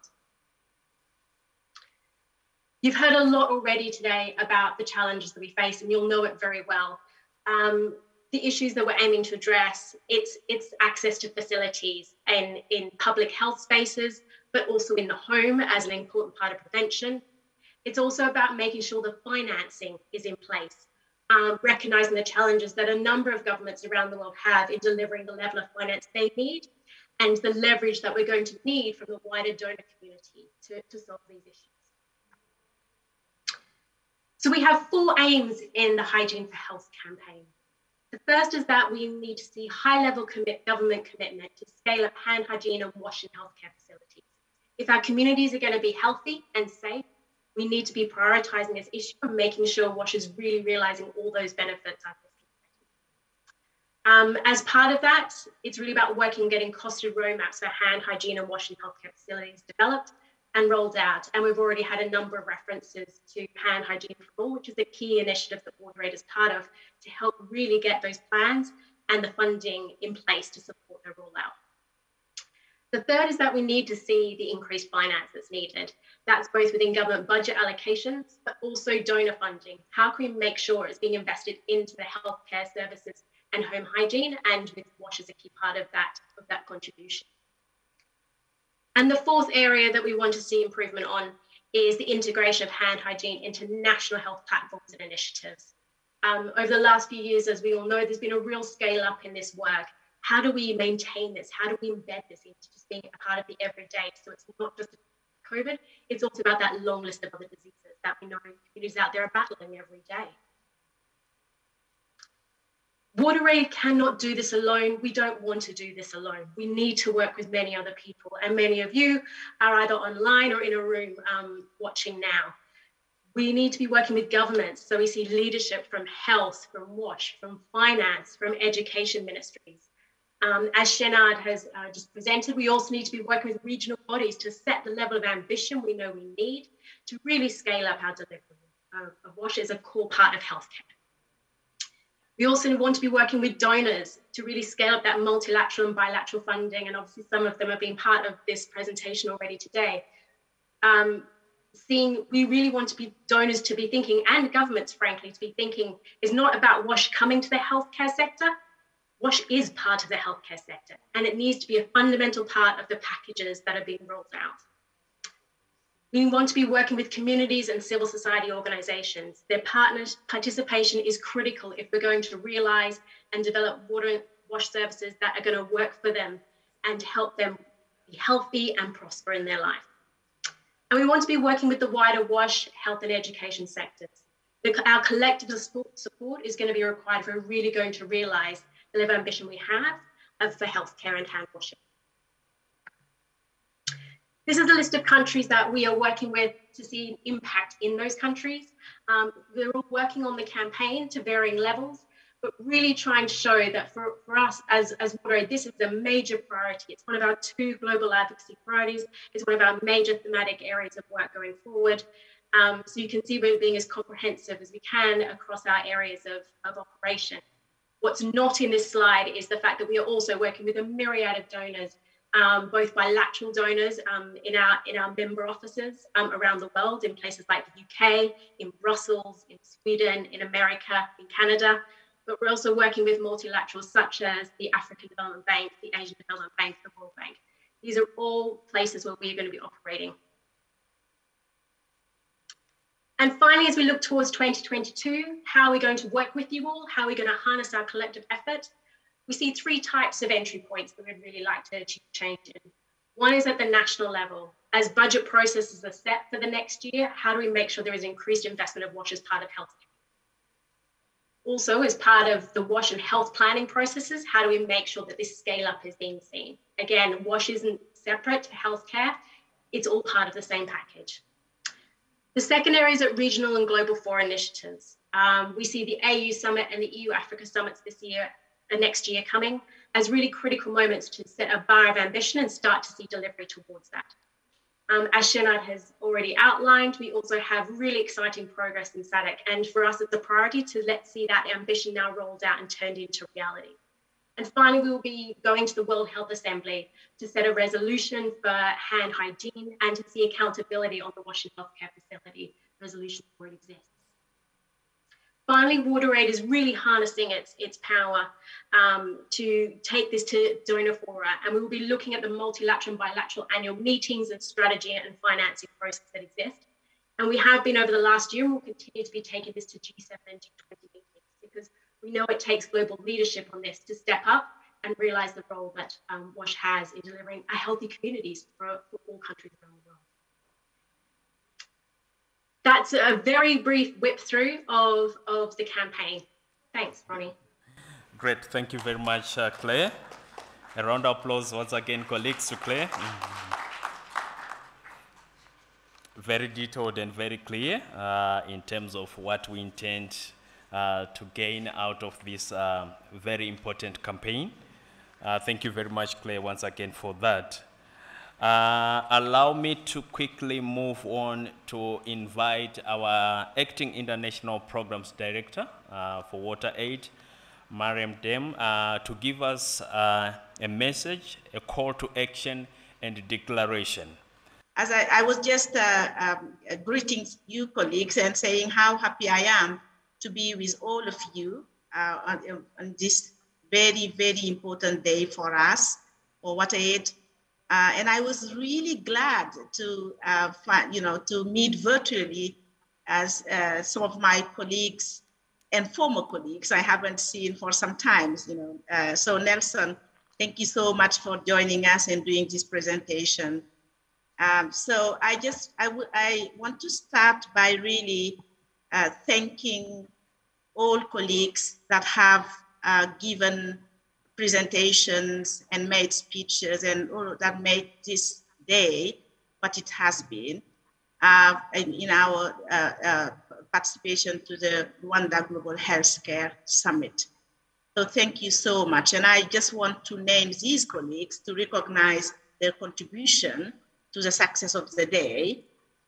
Maurice, Olutayo, Tijan, Mubiana, Shenad, Elizabeth, and Dedo, the lady of Africa, Dr. and our partners, our colleagues, Guy Mbayo from the World Health Organization, and as I said, Nelson Gomanda, who used to be a colleague at WaterAid, Nelson from AFDB, and Shenar, Abdul Nashiru, of course, Claire Seward, and Robert Kampala. So it's really, as I said, a pleasure to be with you today at this Rwanda Global Health Care Summit to launch the East Africa WaterAid Hygiene for Health campaign. I would like, as we are all painfully aware, since 2019, the world has been in a very, very hard battle against the COVID-19 virus. And over 250 million have been infected. We lost 5 million lives. And as of today, we still have close to 20 million active cases. So that shows the pandemic is not over, unfortunately. We all have suffered loss in this pandemic. Therefore, I would like all of us to take a minute of silence to remember those we have lost. Thank you.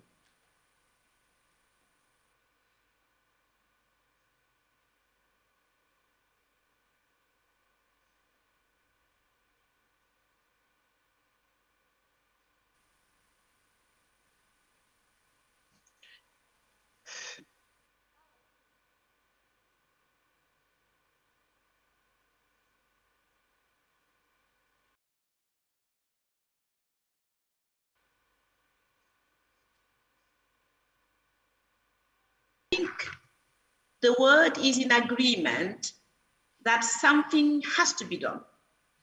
We have heard from all of the presentation, the situation we are in, that we must also never find ourselves unprepared for another pandemic.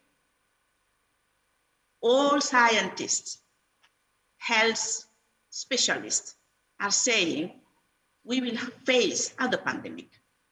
So this matter has to occupy our mind, the mind of our leaders. So dear colleagues, partners, and allies, it's one thing to say never again, but it's another to do what needs to be done to ensure that never again become a reality for all of us. The key question is, how can we make our health system resilient and ready for the pandemic? To answer this question, we must learn from the past. As Dr. Nsazimanana yesterday said, viruses respect the rules of the public health. So why do we not do the same? The state of our unpreparedness was not because we did not know what needed to be done, but because over the years, our leaders did not act sufficiently on what needed to be done, what we know.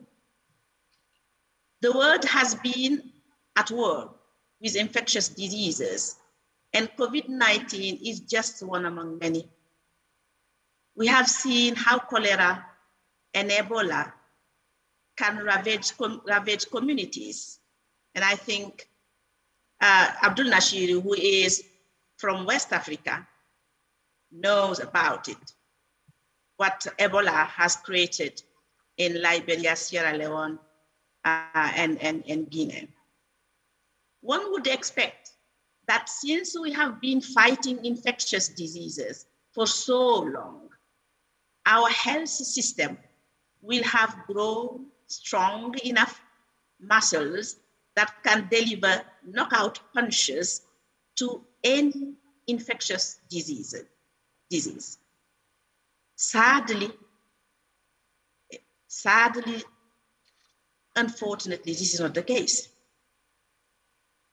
And instead, even today, infectious diseases remain a persistent problem that continue to cost us lives, livelihood, peace of mind, dignity, etc.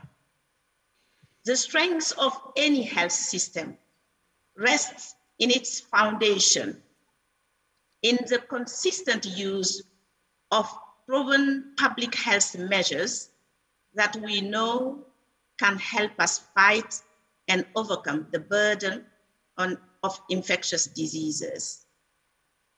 It's therefore shocking, really shocking, dear colleagues, partners, and allies, that even today in 2021, when we have developing technologies for driverless cars, today, 200 years since cholera epidemic started, most healthcare facilities continue to operate without water, without sanitation, and without the proper hygiene.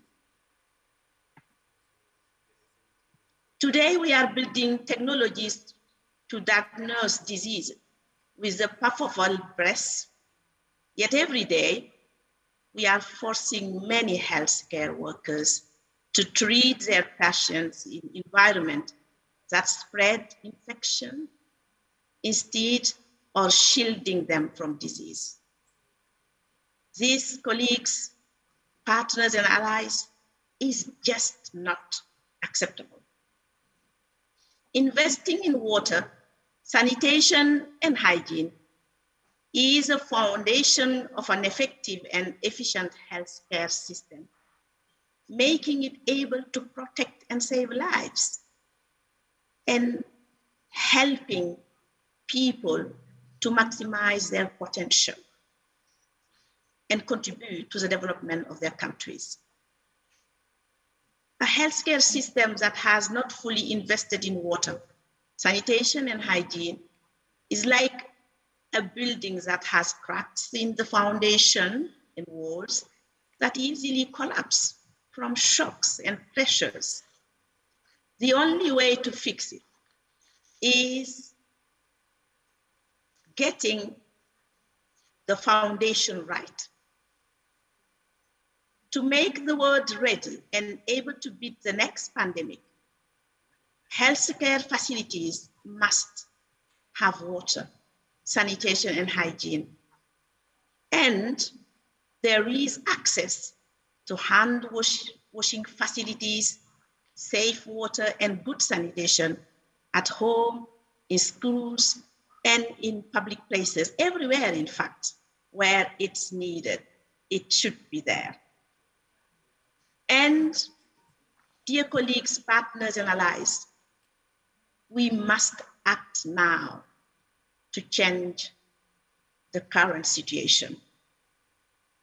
The current situation of hygiene is just unacceptable. The Hygiene for Health campaign aims to support that change and is calling for political commitment and accountability in ensuring universal wash in healthcare facilities and hygiene for all. It's also calling for government and donors to prioritize allocation of the needed resources to ensure we have all the infrastructure needed in the places I listed a few minutes ago.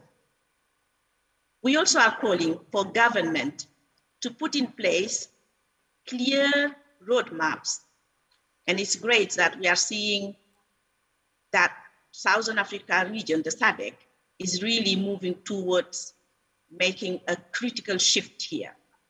And fully finance, we are also calling for government to fully finance these the roadmaps to ensure every healthcare system delivers health and protection from infection.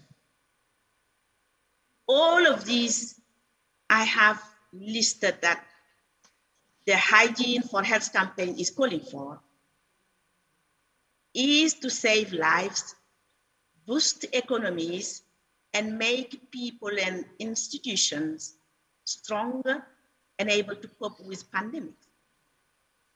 It's also for the dignity of the men, the women, boys and girls that lives in our continent. Please join us by taking action and calling on government and donor to ensure that we build a health system that will withstand the shock of diseases. Please join me in declaring the WaterAid East Africa Hygiene for Health campaign launched today.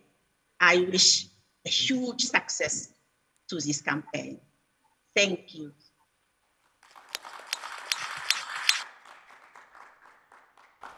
Thank you very much, Mariam, for words of encouragement and also for launching our campaign. It's really important. I think one of the key things that has been discussed throughout this summit has been the issue of partnership. And we have a number of organizations in the room that I believe are going to join us as we advance this agenda. So once again, thank you very much for the call to action and that declaration. May I move forward with the program and kindly request the Regional Director for WaterAid Southern Africa to give us closing remarks. We've moved to the agenda on closing remarks because we are going to send a communique that captures all the action points that have been agreed throughout this session. And we call upon your organizations to join in implementing the Health for Hygiene campaign. Robert, it's good to have you online. So kindly handing over to you for the closing remarks. Okay, thank you very much, Program Director, for this opportunity to share the closing remarks. I know it's been quite a long day, but also quite a long week. Distinguished participants, speakers, ladies and gentlemen, we have just had very fruitful discussions on the water, sanitation, and hygiene in healthcare facilities and pandemic preparedness and response. On behalf of WaterAid, I wish to express our sincere and utmost gratitude to each and every one of you for coming to this event and participating actively. I wish also to commend the organizers of the Rwanda Global Health Summit for this partnership that we have enjoyed, enabling this side event to be held successfully. Program Director, ladies and gentlemen, it was quite obvious from our exchange today that it is not possible to separate WASH integration into the health sector if we are to build health systems that are resilient and strong. Strong health systems are unachievable without adequately addressing the most fundamental pillars of public health, more specifically issues of hand washing alongside comprehensive wash services. Program Director, ladies and gentlemen, today we have had the opportunity of hearing from different speakers on the excellent work that is being undertaken on improving wash services delivery, specifically the hygiene behavior change in healthcare facilities. The best practices. We've also heard the innovations. the bottlenecks that we are also facing, the opportunities that we have, as well as the important lessons for the future. In sharing their experiences, thoughts, and ideas, different speakers have in different ways driven home the critical importance of WASH in healthcare facilities, the importance of hygiene and hand hygiene to be embedded in our DNA as a first step to building a health resilience. Furthermore, there has been a strong call on the need to change in our thinking and planning, and for more and better financing for WASH as fundamental to preventing current and future pandemics. Colleagues, access to water and sanitation is fundamental for health, dignity, and prosperity in every person's life. Let us all work together to ensure sustainable economic recovery, especially now that most countries are looking at building back.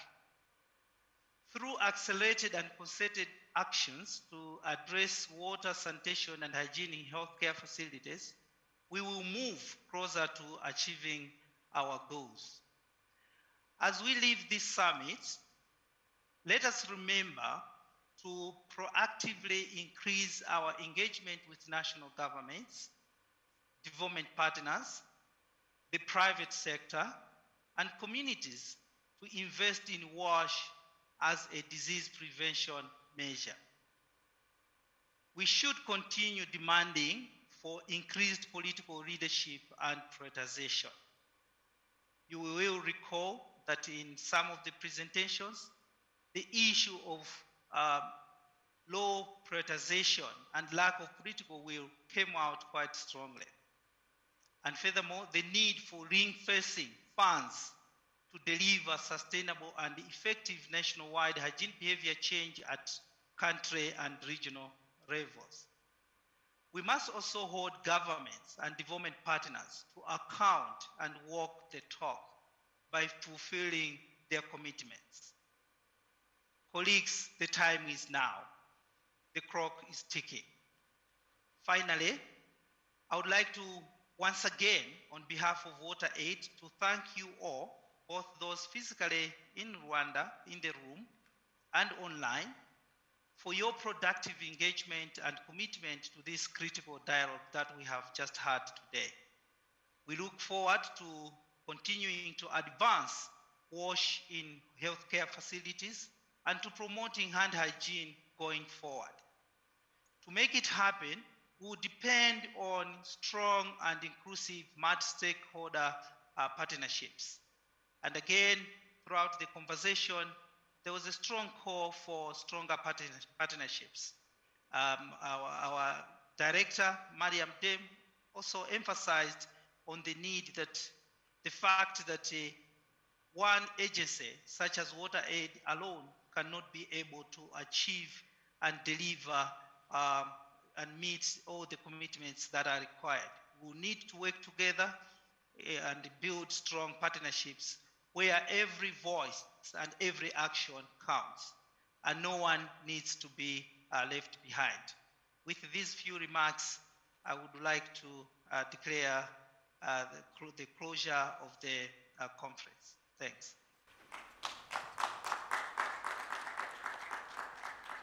Thank you very much, Robert.